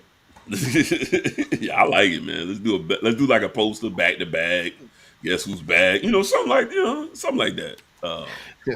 Yeah, get the energy going. You know what I mean? Boy they dropped some Hype Williams Spike Lee joints, man. Oh yeah, we're going on the world tour soon, baby. They also dropped a rap video that I will never forget. I know a lot of other people have. Shout out to Dion. Ooh, that shit was awful. I'm talking about that one when Mike was in the studio. Oh, headphones not plugged into nothing. That. Oh my God, I forgot about that. Yeah. I know. I ain't gonna forget, and I ain't gonna let the people forget. I sure forgot about it. Right. I appreciate that, Larry. Huh? Boys, and they dropped 4 bars. Get this shit out of my. I felt just like that meme. Man, cut this shit off. Oh turn me down in my headphones. Turn it down, son. Oh boy. Yeah, so that was the only announcements as far as guys that you might have expected to hang around or to possibly leave, excuse me. And then as far as offers that we've got out there right now for as far as transfer portal guys, is Jeremiah Byers, the UTEP guy that he just mentioned, and Kent State wide receiver Dante Cephas. I like that boy. Yeah. Yeah, that too. Super productive guy, explosive kid. 6'1", 186. He just looks like a ball player to me, and that's definitely a position of need for us right now. Just improving the explosiveness in the wide receiver room is paramount right now for the program. So I like that offer as well. And as far as right now as we're recording, there's only one more offer that I know is out there, and that's for Bram Walden. Is a offensive lineman out of Oregon. He's a 4-star kid, originally coming out of high school.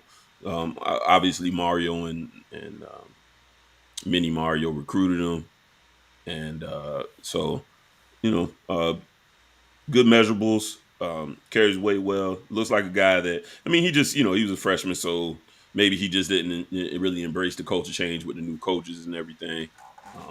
But yeah, those are the only 3 offers that are like verified as of right now for guys that are actually in the portal.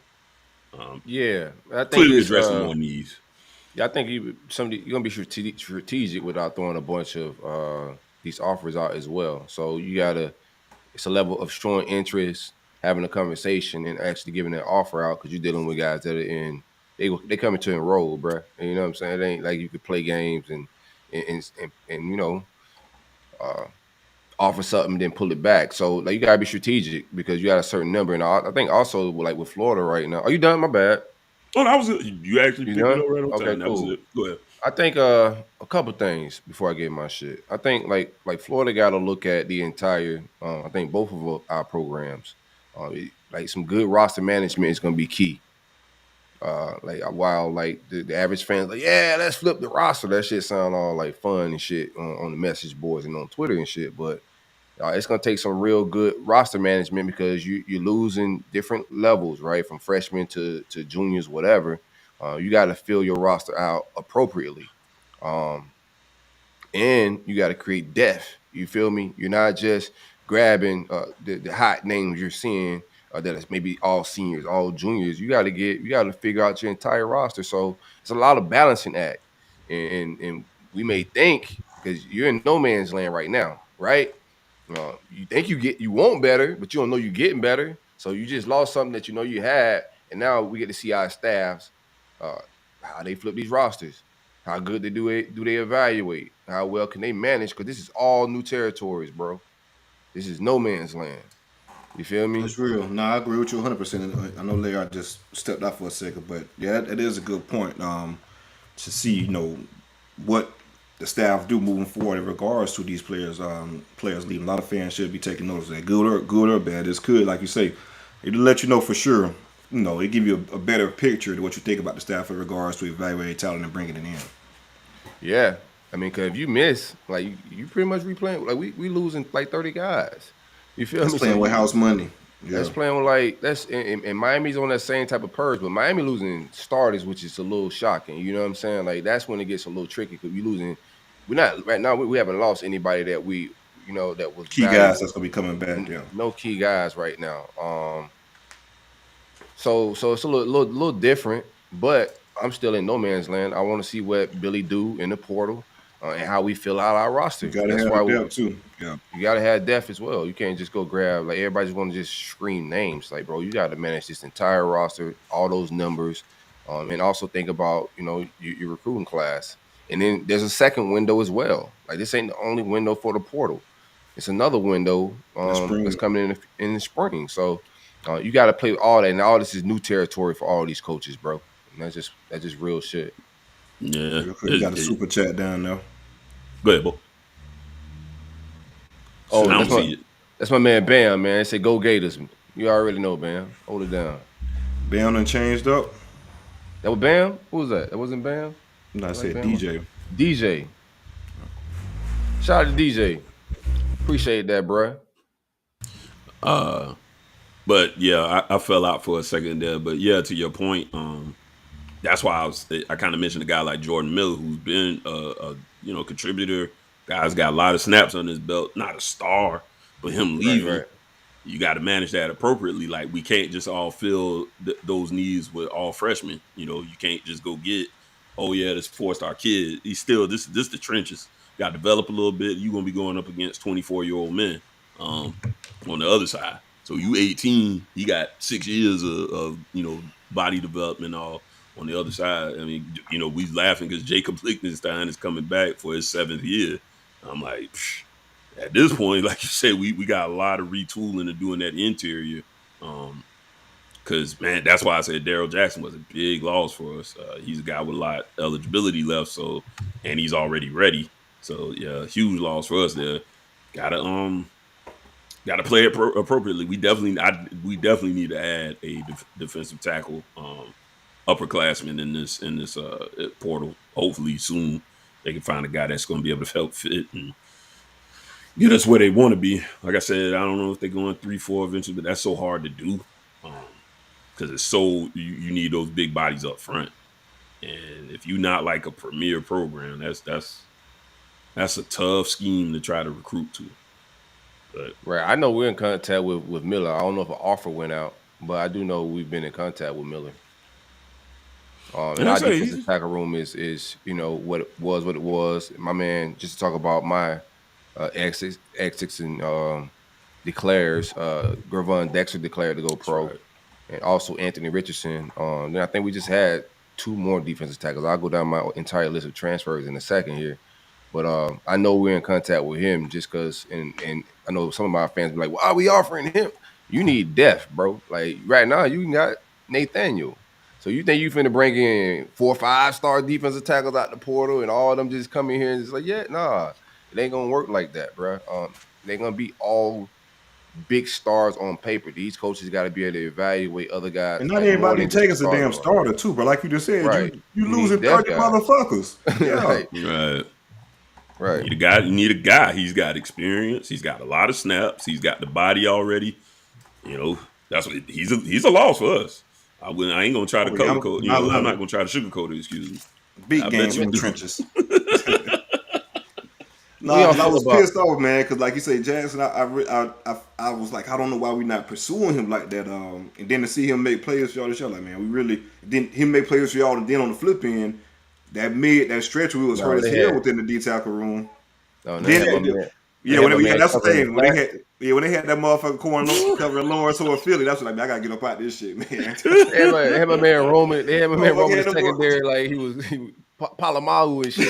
At that point, you got to call your own audible, man. You got to call your own audible on that play, bro. Yeah. I just tell Coach, my bad. That shit worked in practice against Gaddis. No, that shit worked in practice against Gaddis. He picked that bitch off in practice. He's like, we'll get Florida State with this shit. What? Right. All right. Score fiddle with 80 on that ass, man. What you doing, bro? Don't do that. I'm calling my own audible. He had good technique. He was just out of play. He had good technique. Good fucking technique. If you look back and all, bro. Yeah. He was definitely working with the DBs that week. Right. 200 pounds too big. Anyway, go ahead. Gervon Dexter declared, man. I'm not mad at it. You know what I'm saying? I know he just had a kid. I think he's gonna test well on all the agility stuff. I don't know how well he's gonna lift. I don't know how strong he is, just physically. Like he has really long arms. His wingspan is crazy. So I don't know how if he's gonna go crazy on the bench press or anything like that. But I think athletically, he was a basketball player before he started playing defensive tackle.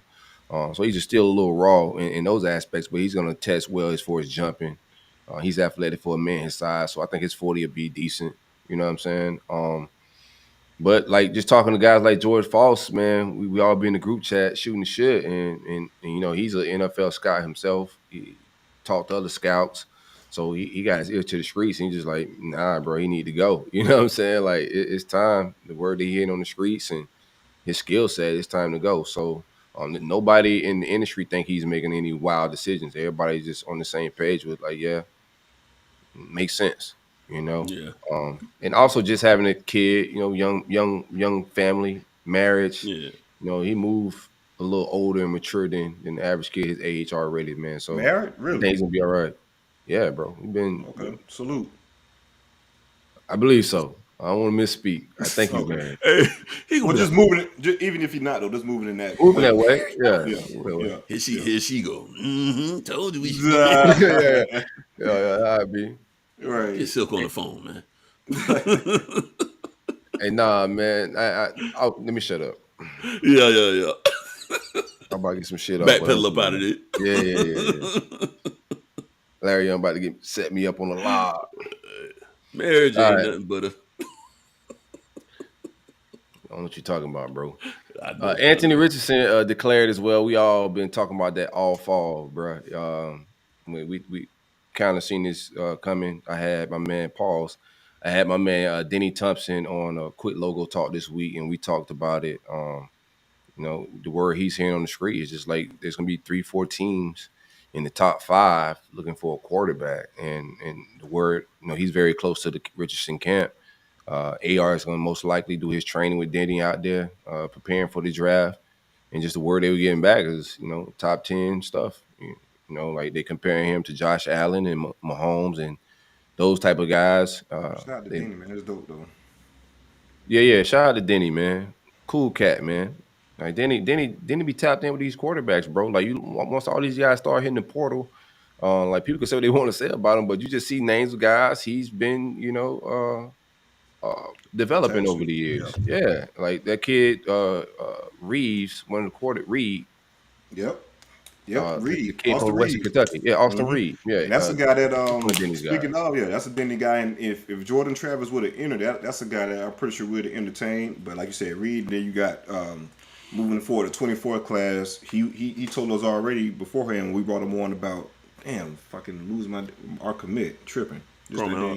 Yeah, Luke, by Luke Cromahawk, he trained Luke as well, and he said Luke would be a blue chip quarterback and it's all said and done, and he's currently now that blue chip quarterback he was talking about. So yeah, Denny got some guys, man, for sure.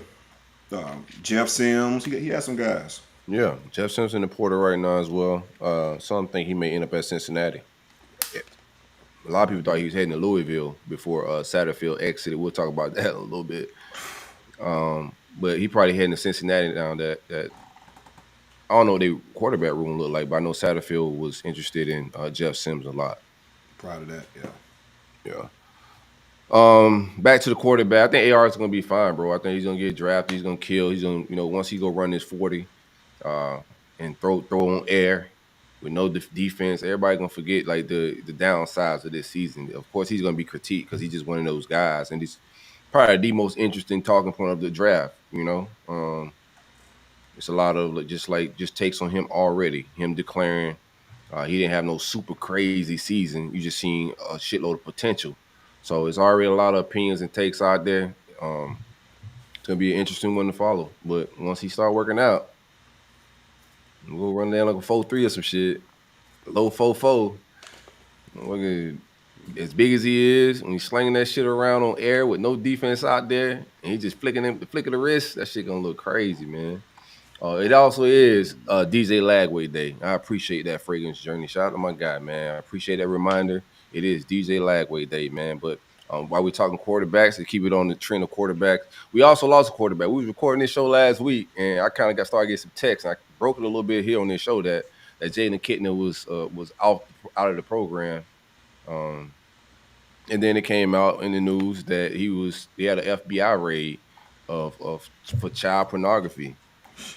Which is, it's never a dull moment when it pertains to quarterback position at the University of Florida, even at the commits, right? We just had my man Stokes, you know what I'm saying? That video, you think go back to Will Greer, Trayon Harris, any quarterback that we had, like we have controversy around the quarterback position, man. This is the vibes. Right.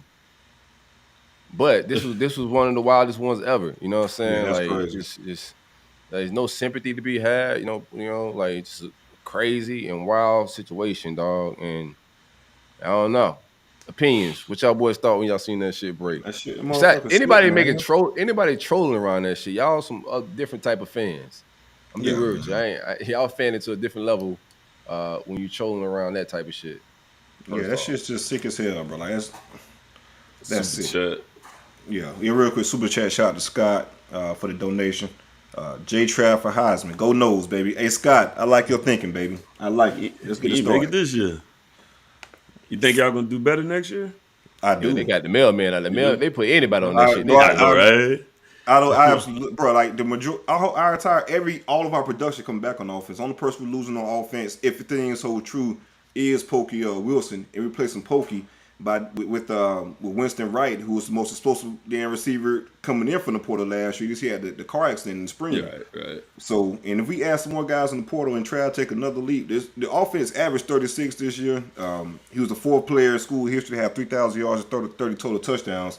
And those three other guys won the Heisman. Man, ain't getting no damn Heisman, man. I don't know if he will or not. That's neither here. I think he's in the conversation. But no, I was just telling you, I think we're gonna be better next year. Okay. Yeah. I don't know. I ain't down it. I can see it. Yeah, I don't know. That situation, like you said, is nasty. Especially anytime you hear, child pornography, right? Like this is, that's a big one. Now I had heard, and these is all rumors at this point, so I'm not sure. I was kind of under the impression that that he was sharing photos of a young lady. And my thing with that was, I was like, he's probably 19, 20. But the thing is, let's say in theory that this is true. You have to have an awareness, man, about what you're doing, because I heard the young lady was like 17. No, bro. It's some other shit going on. Oh, yes. Okay, see, now, thanks for the info. Egregious shit going on. Yeah, some shit. Okay. Cool. Yeah. Well, and that point is totally. Well, actually, I'll still make it because you may have some young guys listening. In this day and age, man, just you have to move with a certain awareness. Any type of, if you were in that situation, do not tread the line. Right. Don't even play with these type of situations. Now, if he was just embedded in straight filth, he was in filth, 100% filth. But, okay. But to your point, for young guys though, man, don't even tread the line. Yeah, in this day and age, bro, sharing pictures and I wouldn't do anything of that nature. But yeah, when the feds roll in, because I was like, how nasty can this be? It's hard to really comment on it because ain't nobody on here on your side. It's like, that's a sick individual. And without getting off into a tangent, I just don't think it's no help for those type individuals. The only thing you could do is kind of separate them from the Gen Pop, man. You know, I don't want him out here with us. Sorry, you know, that's just what it is on how I feel on it. No, let him stay in General Pop. No, I mean this Gen Pop. Oh, okay. I ain't talking about the jail Gen Pop. I'm talking about us. I'm saying, yeah, I know. Out here amongst us with some guys children. There's some guys that'll take care of that. Oh, you know, I don't go there, but yeah. Hey, you know, they hit them charges. Yeah, sick stuff, and yeah, that is a weird troll. Like, just that's way beyond football, bro. I don't want to touch that with a 20-foot pole. That ain't got nothing to do with anything Florida got going on as a football program. That's not something you could predict. You know. But them people out there, man. We gotta remember too. His dad is John Kitna. John Kitna. Yeah. You know, NFL quarterback, played for the Detroit Lions, Bengals. Yeah. So just it's a big loss for us. Like just keep it a buck with you. Like our quarterback room. And I said it even the Florida State game, like they believed in Kitna. Like they were very confident when AR went out with a helmet, they were in no rush. And I said this like beforehand, so I'm gonna give it a bean. Like they felt good with him going into the bowl game. To get to see where he was at, like really where he's at in his development. So who would be the quarterback for the bowl game? Me? Yeah. Shit, they just gave my man another year. Put my money down. Go put my money down right now. I'm forgetting the cat. They just gave another year. JT Daniels, he got another year. Yeah, did he? JT got another year, bro. JT be never. Give me one. Let me get one more, man. Well. I just need one more game. You ain't burn out your eligibility. You can go back. No, they got a time frame on it, Larry. You got to spend that bitch up in a certain amount of time. You just can't have 4 years until you like 90 years old and shit. Oh, I ain't know, because I remember my man was out there playing with his son for South Carolina State. Oh, yeah. That was crazy. He started his clock. Yeah, his clock never started, though. Yeah, he never started his clock. So he started his clock? Okay, I got you. Damn. No doubt. That clock started, yeah. It's rap. I worked with a guy that was on that team. He was on that same team, man. Yeah, so I got to get You got a store? No. Nah. I'm gonna tell you, man. No from the store.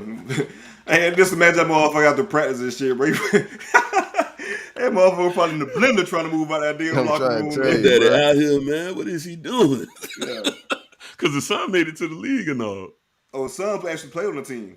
Yeah, it was on the same team. His son ended up going, I think maybe to the Cowboys or something. Imagine I don't know if he's still in the league. His son was shit about your daddy. His son was an NFL player. Yeah. This old motherfucker out here with us is my daddy, bro. Chill out. I know, right? Pops, we'll beat y'all ass together now. Right. Hey, somebody like just trucking the shit out of Pops, man. Get your old ass dad from out here, man. Go down the deal, man. Right. Hey, what they said, that's what gift for sending them out here with killers.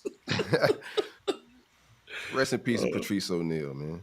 Yes, sir. Okay, yeah, I need a quarterback. I need, a big Patrice fan, man. I need a quarterback, bro. So we are in the portal. We was in the portal before Kitna got busted by to catch a predator. Some of the quarterbacks I've heard we've been in contact with Devin Leary, Keaton Slovis. Leary won't be a bad name. Won't be a bad one. Expected to transfer Sam Hartman. I know there's some interest there. Grayson McCall is probably the most active name I've heard. Coastal Carolina quarterback. We'll see. Yeah, what his coach going to Liberty. Right, Jamie Chadwell. Yeah, he's moving on to Liberty. Was that DJ thing just a hoax, fake tweet or whatever? DJ on him in the portal. Yeah, but I had heard him connected to Florida. What DJ? I've been hearing West Coast. Who you know from Clemson? Ugaleo. No. Okay. He's heading to the West Coast, man. Yeah, West Coast. It might have been a fake tweet. I thought I saw one where he said that Florida had offered him. So it's probably just a fake tweet. Yeah, somebody probably was trolling, or there's these random college football sites that say Florida's in contact with.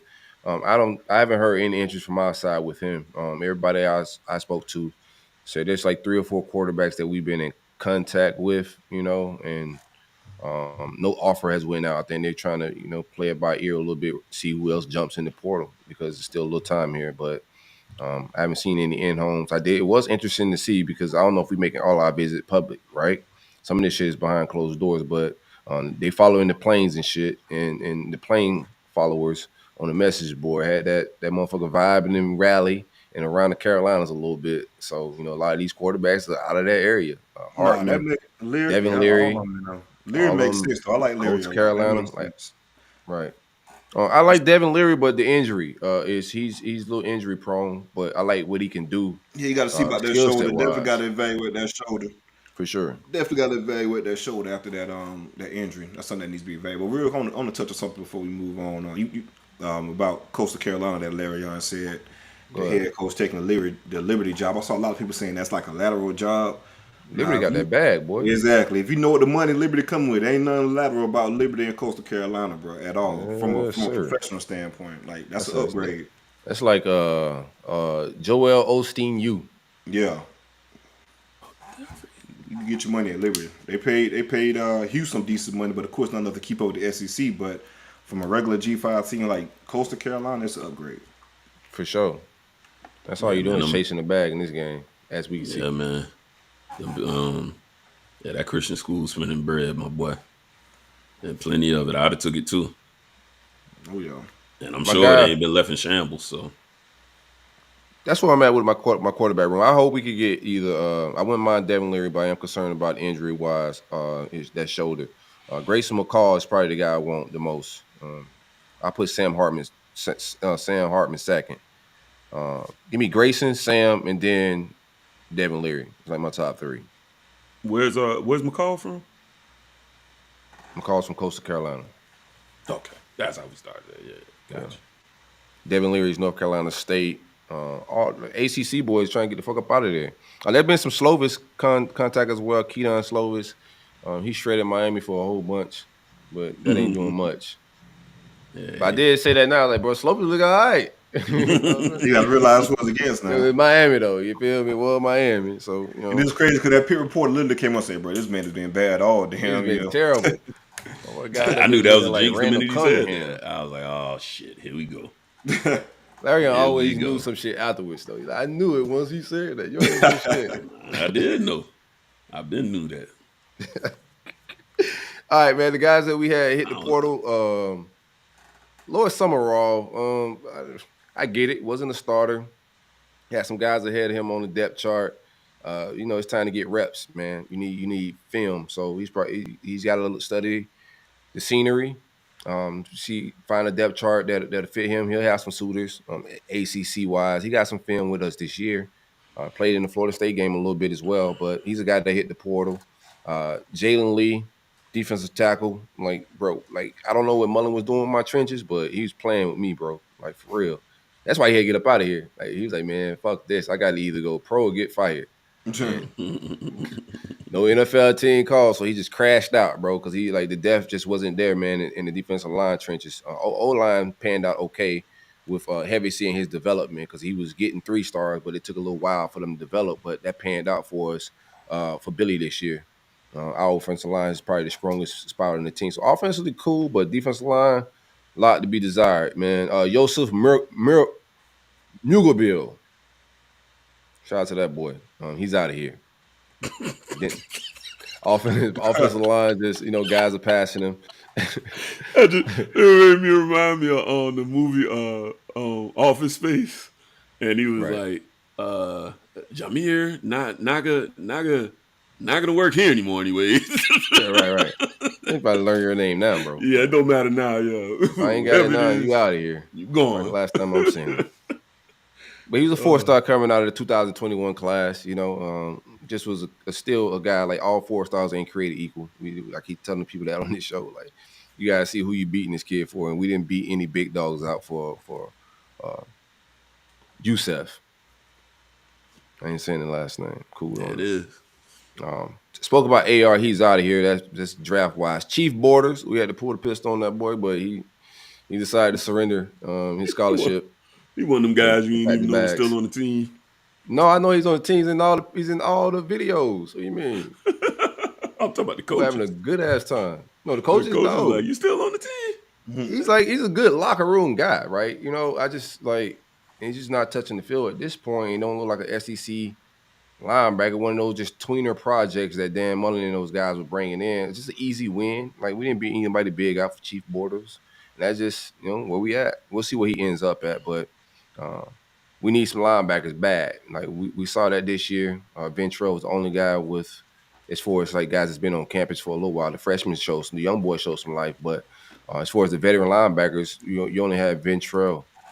David Reese is another linebacker that hit the portal. Just haven't appeared in 12 games this year, but only recorded 1 tackle.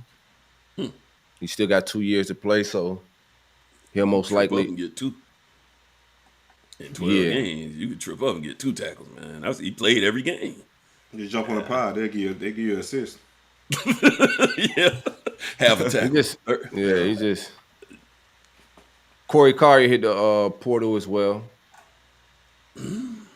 Yeah, formerly. Now, he was highly recruited. One we did beat out Miami for. That came down. That was a dogfight. Yeah. I hadn't heard any contact. But yeah, I do remember. Yeah, him and Marshall. You're not gonna hear any contact. I hope you don't hear any contact. If you do, that ain't a good thing. I mean, I'm not jumping. What that mean for you, CJ?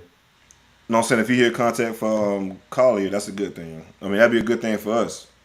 I don't think he like say he was highly recruited coming out, but I just don't think he like that. Out of UF. Yeah, just wasn't twitchy, wasn't that fast, just wasn't like that. I think Marshall was the prize, but he was highly recruited as well with Marshall within that same school, same class, same time. Yeah.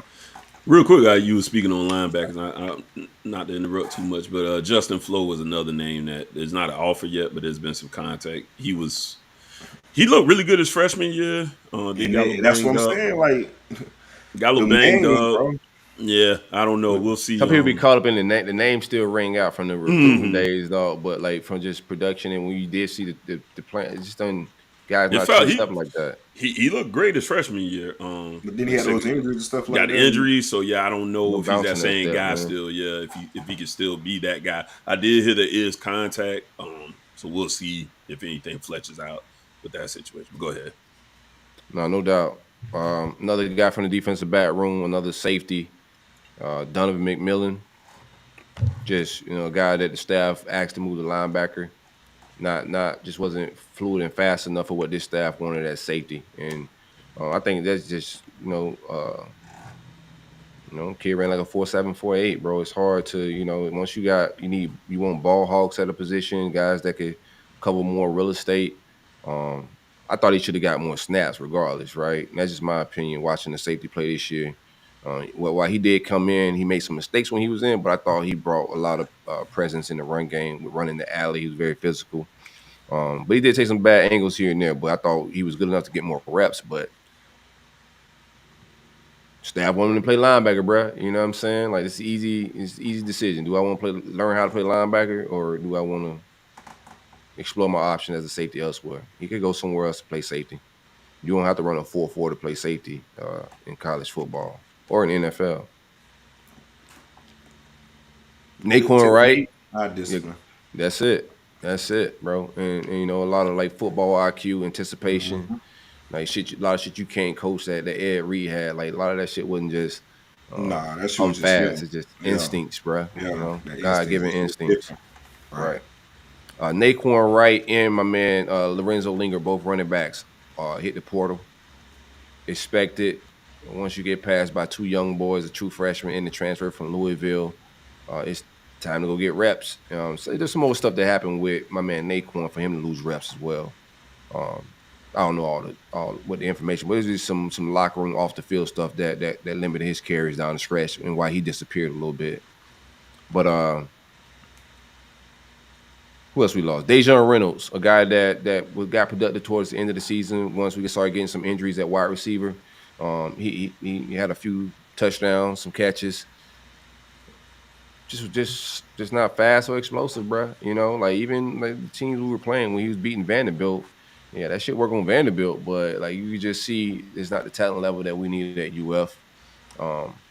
And then by the time he started getting on the field towards the end of the season, he already had, whatever his mind frame was for his leaving was already kind of set, And you see the additions, what's about to happen in the portal. You don't know who they bringing in. You barely got reps this year, and they may bring some killers in here. So I may want to explore my options to see what else I could go get. So we'll see where we at with. I think he lands somewhere. Just won't be SEC. I don't think it'll be in the South. We'll see. Avery Helm is a defensive back he's originally from Texas. He hit the portal. Not sure where he ends up. I think he has some talent. Just undersized guy for the SEC. I think he could go play. I wouldn't be surprised like Mel Tucker or somebody hit him up. He has a prior relationship there. He's a track guy, a lot of athletic abilities, but him and Corey Raymond just didn't click. From what I know, so he didn't sign up to play for Corey Raymond. That's the thing with this. Like he didn't sign up for Corey Raymond. He signed up for a different DB coach. So sometimes it don't mesh, and sometimes like this new coach want a different skill set than the coach that recruited you. So some of this shit be business, man. It don't be about these logos and the fan shit. That's why like when the transfers go down, I don't be with all the trolling for transfers because this shit's business. Who else we had get up out of here? DeJuan Black, Ben announced.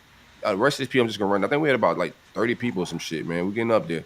DeJuan Black, Griffin McDowell, Nick Elkness, Trick Whittemore, Kamara Wilcoxon, Britton Cox going to the league, Marco Ortiz, Joshua Braun. Braun ended up going to Arkansas.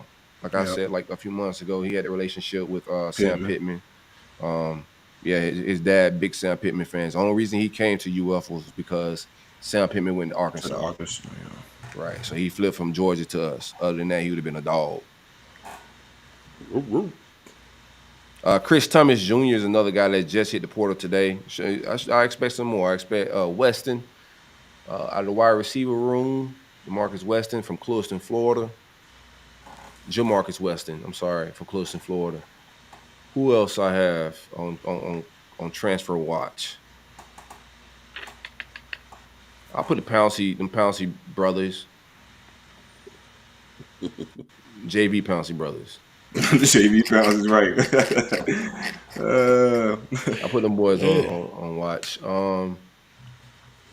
Richard Garage. That's still one I'm a little like May. It's just I know he's a starter, but there's just some, I don't know how happy he is at UF. That may be a surprise one for him. He may declare though. I wouldn't be surprised. Yeah, I was about to say I thought he might declare. Yeah. He have the greatest of seasons. I don't know. I think he has a lot of upside. He's gonna be one of those guys that go play in the NFL for a long time, like Carl Johnson and other DJ Humphreys, guys that didn't really pan out here, but when they got to the league, they flourished. I think he's gonna be one of those guys in the league, but he didn't have one of the greatest of seasons here, and I don't know. Like I said, I don't know how well he's meshing with the new staff. As far as guys we're looking at, transfer wise, I spoke about quarterbacks already, but Braden Fisk is a defensive tackle, grad transfer. I know he just visited Notre Dame. He's from Western Kentucky. My bad, man. Make sure I got the right school. He's one of them directional schools. But he just visited Notre Dame last week. Western Michigan is where he's from. Like his film. We'll see if we can get him on campus. Defensive tackle is a big need. It's Fisk. Fisk. Yeah. Yeah. FSU offered him as well. I think someone to visit him, but he's one of those guys, like you said, one of those smaller school players that in the portal is going to blow up and have a healthy recruitment. So that's an interesting name to watch for sure. Yeah, 6'5", 300-pound guy, 58. He moves well too, man. Like it was some clips on the timeline. Like he lateral movement and shit. He's a dog. Wherever he lands, he's a dog for sure. Absolutely. 6 sacks, 45 total pressures from multiple spots on the defensive line. Very fluid guy. Very athletic. So I'll watch out for him. I know that's going to be one that's a battle. I don't want to talk about any and every transfer, but the ones I know that other people are after are going to be some battle. He's one. Caleb Banks is another defensive tackle that we after out of Louisville, 6'7", 300-pound guy. I like the size that of the guys that my defensive line coach is after right now. He's supposed to take a visit this weekend as well. We'll see if we land him. He's a freshman. Didn't play a whole lot of snaps, but he got some interesting offers, you know. And I don't know how these kids. I seen, bro. It's been so much practice film. I went on the field last night, dog. I was like, God, bro, what is going on? It felt like I was doing film study or some shit, bro. That's like, how it is, bro, all man. I It's see is crazy. practice film. But they got to use that practice film because even like this kid, Caleb Banks, I'm like, bro, how are we recruiting this guy? Like, what film? He only played like 8 snaps. So, like, these kids are putting that same film we saw on the timeline. They're getting at the coaches, man, and coaches can make their decisions from there. But this kid is 6'7", 300 pounds, and he got some interesting offers. We'll see where we at with it. Interesting names in the portal. My man spoke about Dante Cephas. Would love to get in on him. Pause. He's a wide receiver out of Kent State. Another receiver, Jake Beck, was like from LSU. I think he's a good receiver, guy that you want to bring into your room. I think we got to get a quarterback before we can get anything. I don't think no wide receiver is going to take us serious right now in the portal. So we got to shore up our quarterback position. And then I think we can get busy at getting some receivers in here. That's going to be another thing too, bro, like with this portal shit, right? Because you're dealing with a different brain than you're dealing with a high school recruit. Like, now you're dealing with guys that have been around the block a few times, right? Yeah, so motherfuckers do their homework on shit. Like, they look for different shit, bro. Yeah. They done been through the ringer. You know, all them facilities and all that. Yeah, that shit. Fuck all that, bro. None of that shit, bro. Right. Let's get to the core of this business, man. Like, what the depth chart looking like, bro? Right, for real. Like you said, once you get in them wee years, man, you got to get it's about that. Yeah, gotta get about that film, man. And some of these players are looking for winning situations and whatnot, but I spoke about Jordan Miller. I'm talking about them trenches, man. I gotta get my trenches right. So Andre White is another one from A&M. It's like a grad transfer guy. Got some good reps over there with Jimbo. I don't want all Jimbo guys. I want to be very careful about who we bring over from Jimbo shit show. But that is a guy that I like. Devin Neal Jr. at Baylor is a guy I look out for. Running back, because I do think we got to add not just, and I think we didn't talk about Mark Fletcher. I mean, you should have discussed him a little bit in the recruiting shit, because that's going to be one to come down the stretch here. I think he got official visits set up with both programs. It's coming down to Miami in Florida. I think you guys need him more than we do. We got one running back committed with Trey Young Webb. You guys have no back right now. No. Just lost Rooster. So I think like that's going to be a very important recruiting battle coming down the stretch. But Absolutely. How you feel about Mark Fletcher before I talk about this grad transfer running back? Like I said, I like, previously I said I like us the longer the battle goes. So the longer it goes, I like us. I think the more snap decision would have been Florida. And then Rooster freeing up a spot. Just got to make that look a little bit more appetizing. You guys do have 2 young backs that are doing quite well and, getting a shit ton of snaps. So, it depends on what that how much that matters to them. Your O-line is obviously more attractive. We're trying to tool that up. So I still think it's going to be a tight battle. Just going to depend on what ultimately, he decides he's looking for. I think it's his pops is a Canes fan. Yeah, the family want Miami. That's the vibe. Yeah, so the family want Miami. Pushing that a little bit, but like you said, it's a business decision as well. So, you gotta look at it. Vibing. You know what I'm saying? The family. We can see we can beat the whole family. CJ. It happens. It happens all the time. Sometimes you got to run from the family. Shout out to what's my man? Went to Arkansas, Alex. Can't remember his last name. Yeah, had long locks. Collins. Yeah, Collins. Boy, that was had to crazy. run off. Legend Ran off with the paperwork. It don't go down nowhere else like it go down in Florida with this recruiting shit, bro. This shit is full of shenanigans, man. Oh man, ran off with the paperwork, man. Hey, mama's like, nah, not out there, son. Not Arkansas. I don't know. My side feel good on Mark Fletcher as well. our offense just look a little different. It's very attractive, and also so that's what we're leaning on. How attractive our offense look for running backs and what we're selling as far as our run game, and also a little business because it's Miami's a hometown. Miami got business as well, but Miami's a hometown favorite, and the family favorite. But we're gonna see if we can get them out of Dade right now. I think it's 50-50 right now. I don't think nobody leads, but Yeah, family is on. I'd agree there. I think it is. Yeah, it's kind of up in the air, coin flip right now. Y'all may want to overpay that boy though, man. How you feel about Rooster leaving? You think you all right with that? Not excited. I mean, like I said, I thought he was playing better down the stretch. Quit. Sorry, cat. I thought he was probably your most explosive player on the offense. No, right. And not a bad player. He did put the ball down too many times this year. But yeah, I don't think we could afford that loss because you're depending on Chaney coming back healthy. Because remember, originally they said he was going to be back this season. Chaney and Citizen. I think he did get dressed. Now, Citizen we knew was done. But both got to come back from an injury. Right. Oh yeah. Right. So yeah, it's a no. Don't get me wrong. It's a blow to the running back room. Got to tool it up. Got to get better there. Another spot we'd be looking for in the portal. I did forget one name in the portal actually from A&M.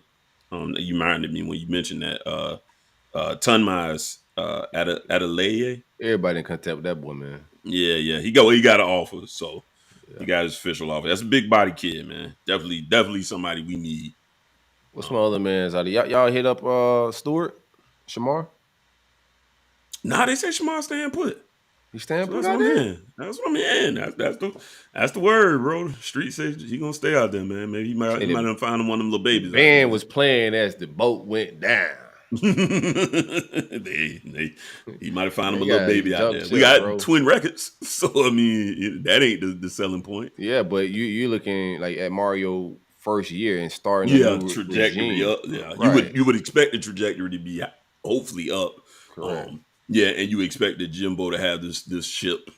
They're supposed to be contenders this year. Even if you think that bridge burnt with Miami, you think that's something. I don't think I think the relationships are fine. I just think he's kind of comfortable. It's nothing bad. Like he likes Mario, he likes staff. It's nothing bad. I just think he's kind of maybe comfortable being away from home a little bit. That experience is something that I think he's kind of soaking up. A college town, being away. I think it's more of that. I was just asking because he was talking greasy, so I didn't know if there was still any hard feelings. Nah, man. I just want to after that showdown y'all had early in the season. It be that way sometime. What else I had? Are you concerned about your skill position recruiting? With it just you're already having a problem with just playmakers, and then like you look at on the recruiting trail, like your receiver and your running back recruiting it is a little bit concerning. You look at it on paper, and how you think you guys close there? Running back is definitely a concern. The skill position, I'm hoping we get some hits wide receiver position. I'm hoping we get a hit or two in the portal. Again, I don't think it was a bad room all in all. Just definitely need to add some more explosiveness, just to be more balanced as a wide receiver room. Which should allow your offense to open up. Running back is definitely a concern of mine because ultimately we got to hit on somebody. Even like the Chris Johnson kid. To me, he's damn near like a smaller rooster, right? Like he kind of reminds me a little bit. I remember that name. Like I remember that name. What's the word on him? It died down a little bit as far as I talk on him. I haven't heard anything. Right. He's going somewhere. He's waiting on like Bama offer to be real with you. Shit. I don't know if Bama going. To me, he just kind of reminds me a little one as I watch his. Wayne fell for that one. Yes, highlights. He kind of just remind me, honestly, a little bit more of a receiver than like a true running speedster, back. Bro. Yeah, I don't. Yeah, he fast as hell, but he gets Anthony Schwartz on, man. He's a guy that's gonna be valuable in a college offense. Y'all can remember that name for sure. Oh, absolutely. The Oregon guy. End up in the right spot. I mean, not Oregon guy. Auburn. Yeah, Auburn guy. Yeah, I mean, right situation could turn out good for him. You know, I was thinking about what's his name, Anthony D'Anthony. Anthony Thomas. Thomas. Yeah, that's what I was thinking about. I don't think we've quit contacting him, anything like that. Right now, if it was today, I think it might be Ole Miss still, in that situation. So yeah, I would say there's some concern there. I don't know if it was Bama or Auburn. Somebody I know is an offer that I heard he was waiting on. We been backed out of that one. I think I know Bama at least at one point expressed interest. I don't know if they offered. I do know that. So Gotcha. It could be Bama. He could be waiting on the actual offer from Bama. That might be what the holdup is. Yeah, and I'm with you, C. I don't know if that one's coming. Yeah. We're in on Micah Mays, guy that I think. Yeah, 561 in the building, man. Yeah, I think we gotta flip him. I think that's a must flip. Michael? Kid. Yeah, It ain't happening. You think he's staying with Wade? I don't think he's going to y'all. You think he flips though? I don't know. Florida State, y'all out there with Michael Mays as well? Yeah, we after him. Okay. I hadn't heard a lot of We'll see how it plays out. We're after him. You guys are after him. NC State is after him. But FSU, they're probably going to just hold off a little bit. That's why Micah is going to probably. I don't think he's going to sign in December. He may sign in February. And the reason for that because it makes sense, right? We know Wake Forest is going to move on. What are they going to tell you? Hey, sign in December or else. He's the best damn probably receiver commit they had in a long damn time. So I think he could wait. He could wait it out and see how things shake out. He's gonna be a late developer that's gonna be gonna tell the college campus once he hit in that weight room and stuff, bro. Oh, that's 561 royalty bloodline right there, man. Yeah, Michael the truth. Man. I like him a lot. Yeah. Well, I like kid, but yeah, that's Gaddis' room too, so definitely concerned about. Oh yeah, he ain't going there. Smart kid, that Michael kid. Yeah, it's a concern. Definitely needs to pick up. Y'all wide receiver room look crazy as hell, man. Like I'm talking about on the recruiting, not on campus. Yeah, no, I'm with you. You look at recruiting and you look at like how loaded South Florida was. What's the smoke with Brandon Enos? You think you guys could probably poach him late? I know there was some smoke. Hell no. No, you don't think so, CJ? You don't think so, CJ? No. Heartline ain't going for that shit, brother. The smoke was if Heartline possibly leave, then Miami can come in and do it. Heartline ain't going for it, bro. I just don't see Stranger things have happened.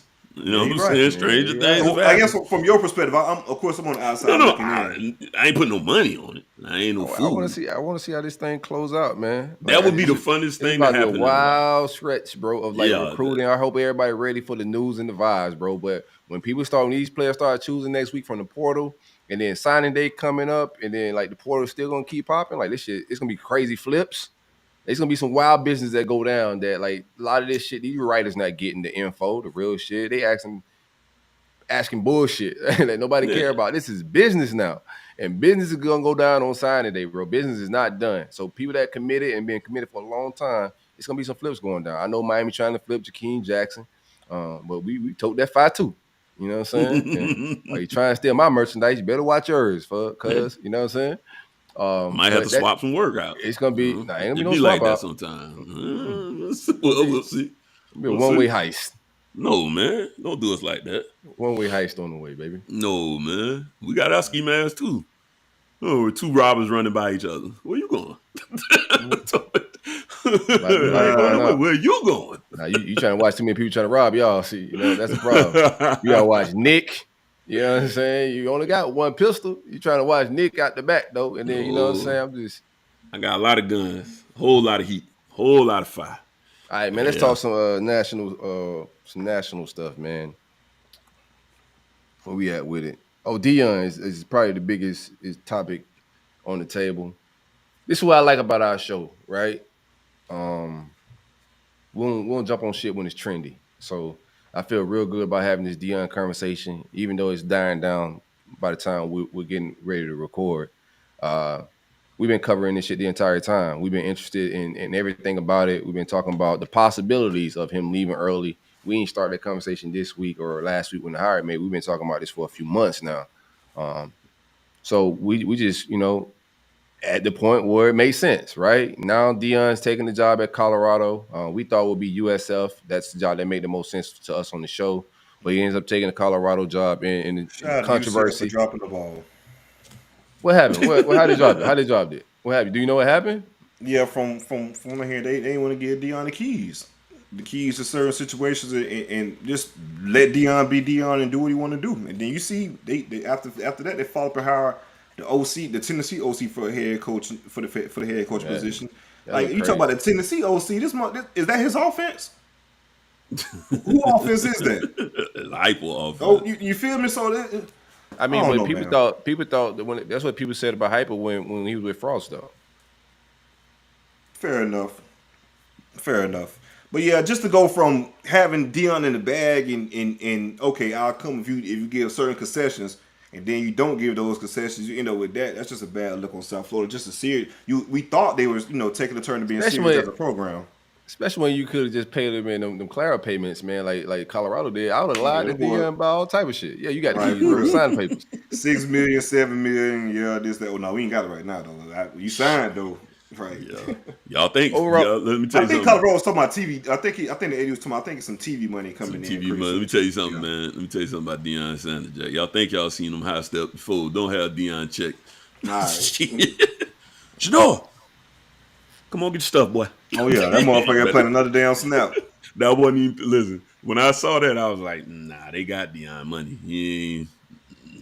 Brother from Florida. He ain't going for that. He ain't going for that. Let's talk like just the overall. It's a little controversial, and we thought it would be if he was to leave right now. And then the opinions start flying. What's your overall opinion on the situation? I guess short and sweet. Congratulations. I think it's what it's what you get into the game for. Of course, people want to, judge strictly off of the money situation, but Dion doesn't need the money. He was donating half his salary back to the school when he was and what he was getting paid $300. So he paying $150 already back to the school. So it's not strictly about that. I don't believe.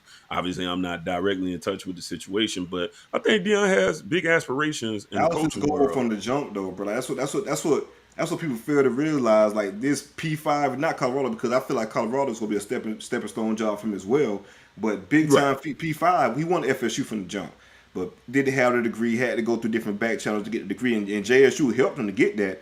To get his degree. But again, though, Dion's end game wasn't this. And I do feel like people, and black people in general, they start looking for heroes in certain figures in certain situations, start stigmatizing certain situations and want things to play out certain ways, even though that wasn't the intention to begin with. But Dion did put his foot in the mouth a lot of times by saying, God sent me to be here for HBCUs and all that shit. Like Dion he sold a dream. He sold a dream and a vision of like, that's the thing. Like any black man going to get his money, I love it. Right, go get your check, bro.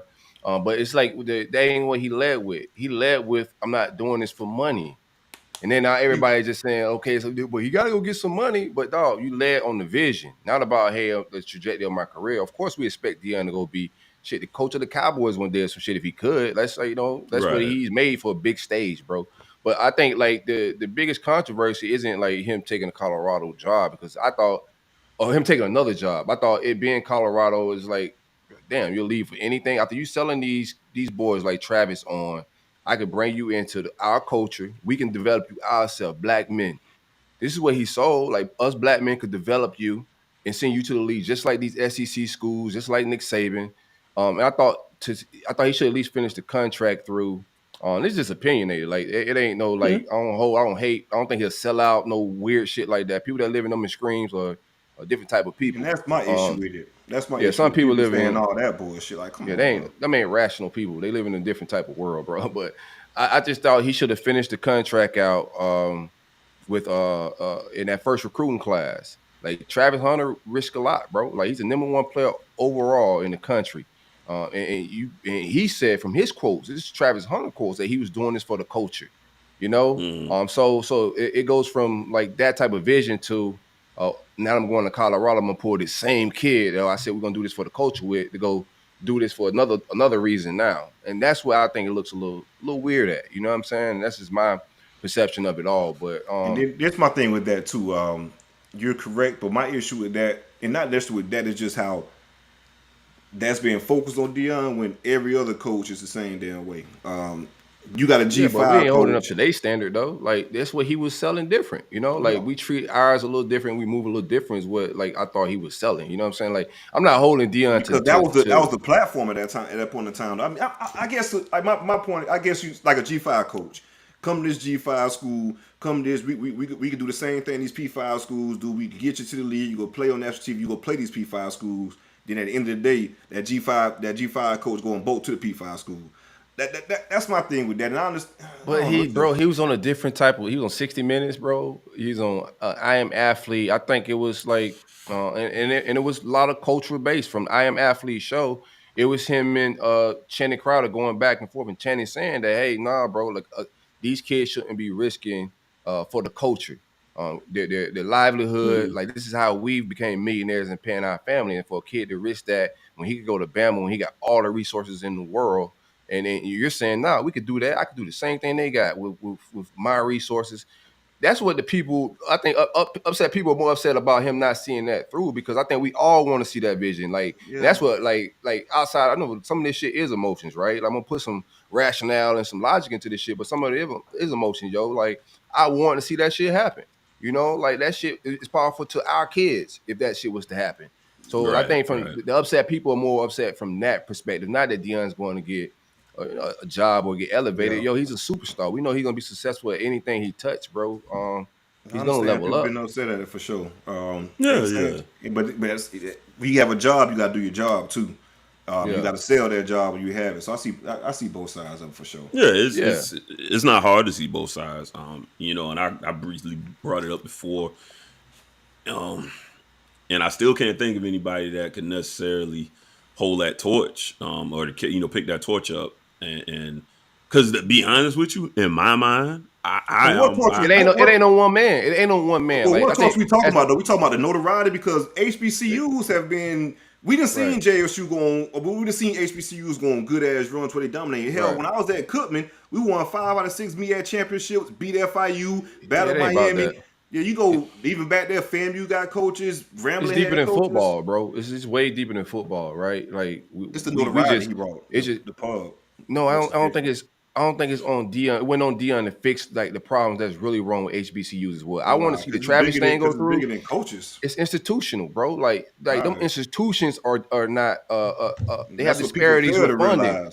So it's from the core that's of why that I was. It's the politics in the schools, the corruption. You look at FAMU situation this whole preseason. Yeah, no motherfuckers had one academic advisor for the entire athletic program. Like, those are the real problems. Like Dion, like we're stuck in a different sports world, so we talk about Dion. But the real problem with why HBCUs, Dion wasn't going to fix that whole infrastructure of issues that's going on.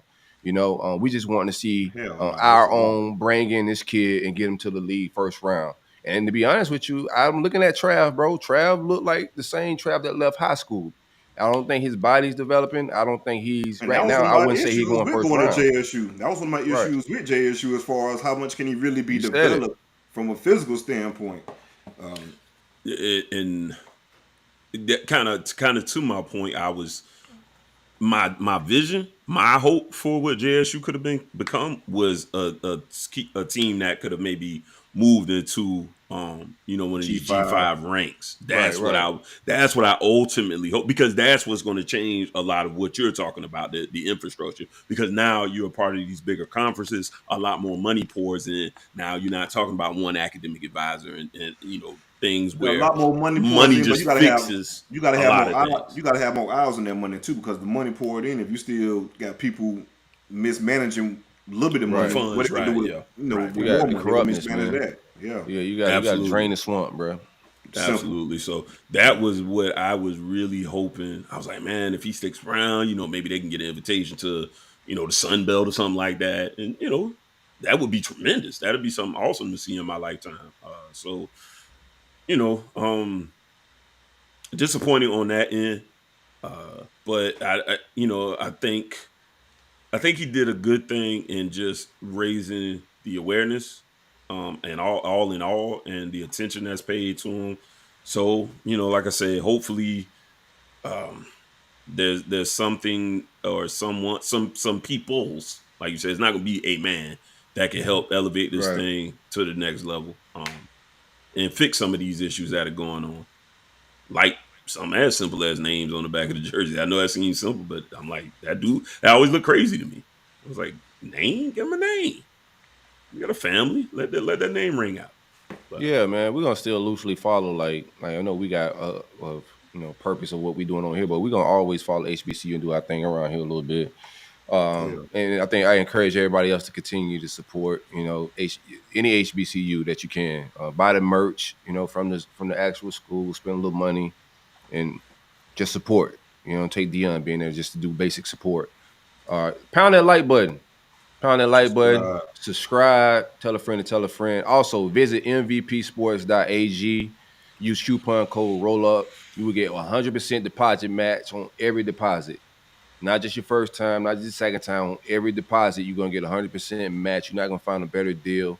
They have very competitive lines, leading with the top betting sites in the country.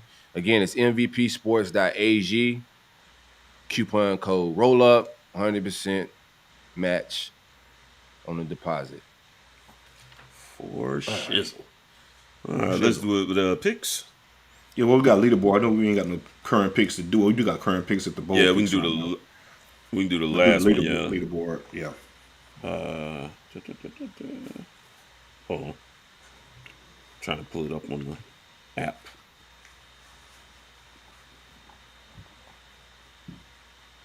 All right. Very nice.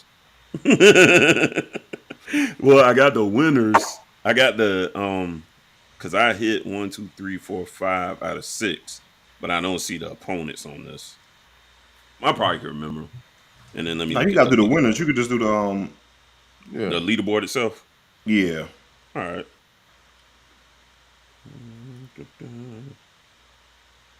Hold tight with us, ladies and gents. Live podding. Trying to figure out this app. Well, we got time. I think we lead for Samson Ukunlola. I think we lead. You do? Yeah, I feel good about them pancakes. I hear you, Bubba. All right, here we go. Back to the leaderboard. All right. Is this the final one, or are we doing... Bro, I was terrible there last week. Only pick I got right was fucking Michigan. I hit 5 on 6 last week. I still ain't make no big moves. That's good. I'm still in the slums. Matter of fact, I fell further down the board. God damn. My best week. The leaderboard let's go top boy. 10. All right, here we are. We got 1, 2, 3, 4, 5, 6 people tied at 9th. Real quick, that would be Tate, SRW 32, Miss Lady Ty 7, D Magic 05, Cody Fritz, and CJ. 2 people are tied at 7th. Jake Tadao, 251 Gator, and at 6 we have RCLY Nam or something like that. Tied at 3rd, we have another 3-way tie is Gator Gurry, Crypto, Ace Wade, and 2-way tie at number 1, Lot Boy and Ryan Day. Shout out to y'all boys, man. Yeah, still 20th. How the hell I fall? I had a good week. I'm surprised I'm still in the top 10. I'm not even putting my picks in. I'm where? They got you at 20. I don't know who put my picks in, but shout out to him. Mm-hmm. Yeah, that's crazy. That's crazy. I haven't put picks in like 2 weeks.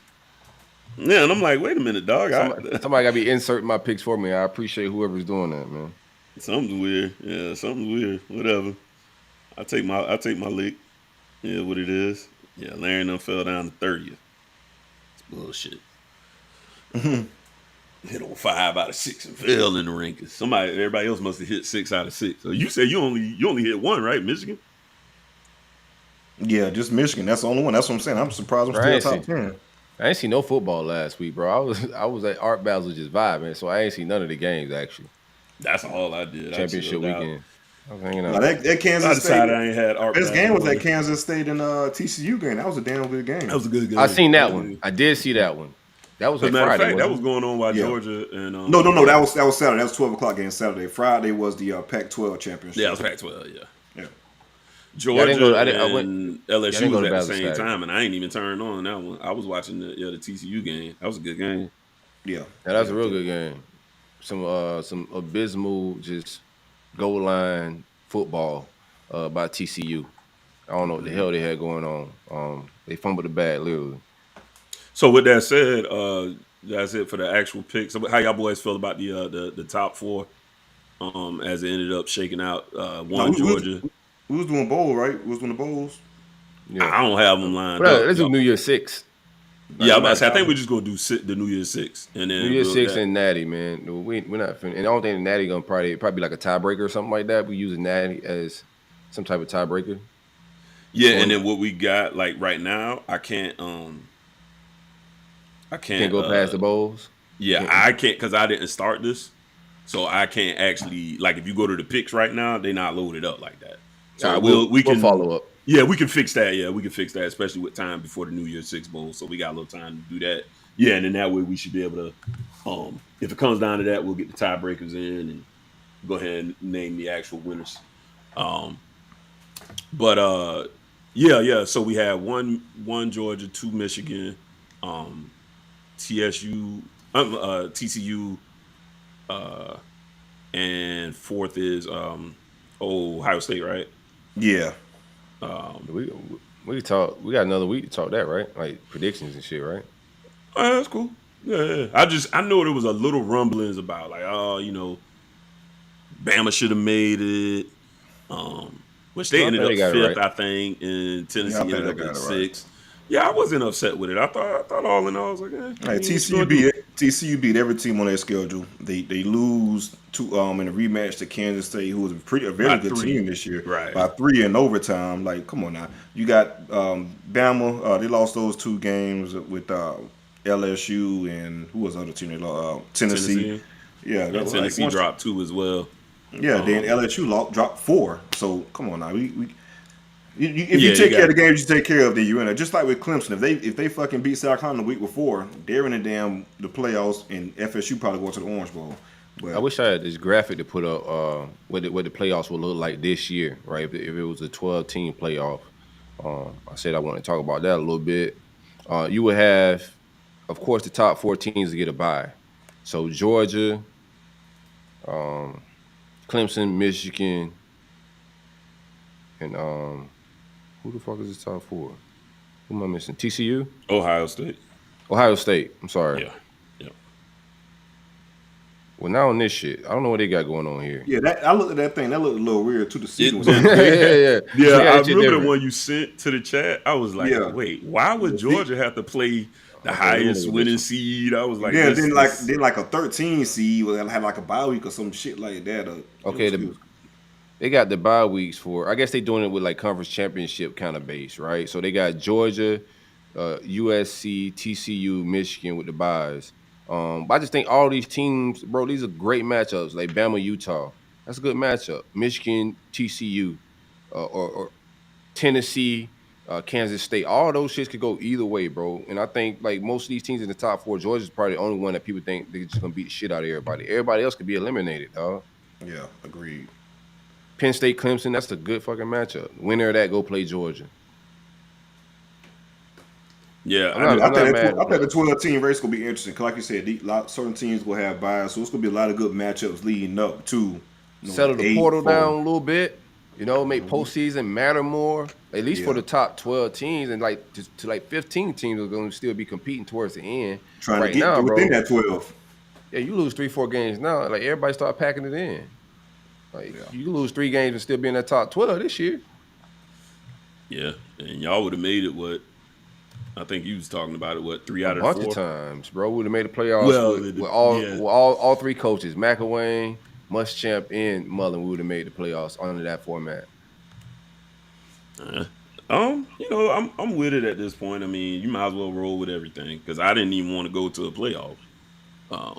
I never sport that don't have one. Like I didn't have a problem with the BCS, but I adjust to what it is. Even tradition. Even right. Even the FCS has a playoffs. Right. Every sport has a playoff, but like this wild world of college football, bro. Like we just so used to these bowl games, but they don't mean shit no more, bro. So do like every other sport in the world, give us a playoff and a bracket. 68 teams make the NCAA basketball bracket, and there's a Cinderella damn near like every year that go on a run and knock off big teams. So you tell me the top 12 in football, like nothing can happen where a 12 will make a run to the natty? Hell yeah. I wouldn't say that at all. I've always been a little protective of the players, with it being such a rough game, such a physical sport. That was always my thing. I just didn't want them playing more games, risking injury. That's only I hear that. That's only been my only stance against a playoff. As a fan, yeah, let's go. You know what I mean? Like you said, it keeps it competitive for a lot longer. Fighting for a 12 spot is you got some teams that really could towards the end of that season be like, hey man, we win this, especially if we win in defensive fashion. Dialed in we got the entire season, bro. Yeah, to keep you in there. Yeah, because we know in college football, essentially, man, two losses is a death wish, right? They could be two good ones. It's just, hey, that's it. You got two, you out of there. Right. And one at the wrong time can get you out of there. So yeah, I do like for the fan in me, absolutely. Let's go. Let's do 12 games. It'll be interesting. And yeah, I think you will see, like you said, a weird Cinderella situation. And, I don't know if they ever win it in my lifetime, but hey, maybe. Like I knew Cincinnati wasn't going to do nothing last year, but you never know. Might be the year that we see some miracle pull it off. So all for it. Moving forward, man. It's future of the game. Now, I don't want it to get to 16 and 24 and half the field, because that's kind of what it feels like to me with a lot of these bowl games we got now. There's so many bowl games, man. Like you said, it don't matter no more. I wouldn't be, appalled if Billy was like, yo, we ain't going to pull up to the Vegas Bowl, man. We got no quarterback. We see the L if y'all want to call it that, but we ain't got time for this right now. We just step out of it. I don't know if it's an L. We just, Yeah, I'm saying that's what I would do. I think in our best interest is to do that. Like considering, I'll take them 15 practices because I want them joints, and then you just cancel on them boys last minute and say, hey, we ain't gonna be able to make it, bro. We just Then I gotta give you the L because you slicked me. Whatever. You hustle the hell out of me if you go a few courses and then be like, hey man, we out of here. I'm gonna be real with you, dog. Like y'all ain't gonna keep money, bro. I'm just keep being with you, bro. He out of there, dog. He gone. The game is the game. The game is the game, my boy. I heard they trying to lock him down and hold him prisoner so he can't go nowhere. He go. I ain't mad at him. I ain't never mad at no kid making these decisions. No, you can't be. Like, what the hell? Like, what are we gonna do? We fans. I mean, yeah, I'm about to say. Like, people that take this past that, like people telling me I had the DJ Ladway troll going earlier this morning. Dog, Silk, take that down. What if he don't come? Man, my job is to cheer. I don't recruit these motherfuckers. I'm a 5-star fan, CJ. I can't come to. I leave it all out on the field. I leave it all out on the field, bro. You don't care nothing about that. You drove down for money. Motherfucker told me doing a floor. And can still get money, right? So who cares, bro? Like people thought like, oh, you drove your car, bro. That's like every other media guy drove their car. Like, get out of here. Anywho, what you about to say, CJ? Nah. I lost my damn train of thought. What I really was about to say. Are we caught up on super chats? Yeah. My eyesight bad. I think so. I don't ever see him on mine no more. It's a Black Pine Labs one down there. There we go. Larry needs to make his smile meme his background. I don't know what you're talking about. The one you froze last week, I think. Oh, that was a funny one. Yeah. That was a good one. We'll see about that, man. I get my green screen and all popping again. We'll see about getting all that in place. I think we hit everything. That's it, man. Yeah. I think we hit everything. I gotta go hit the JOB. Already. Hold it down. Hey, pound that like button. Subscribe. And we'll see you guys again next Wednesday. Tap into our regular content throughout the week. Also, man, if you're interested in sponsoring any of that short form content that we're doing, hit any of us three up in our DMs about, the short form content. So we offer some packages for that type of stuff as well. We have no sponsorships on that type of content. So hit us up. It's the roll up. It's the vibes. Any shout out, fellas? Shout out to my homie Ty. Just had his baby girl, man. Shout out, man. Already. That's what's up, man. One graduating and one just fresh out. Ooh, I'm praying for that brother.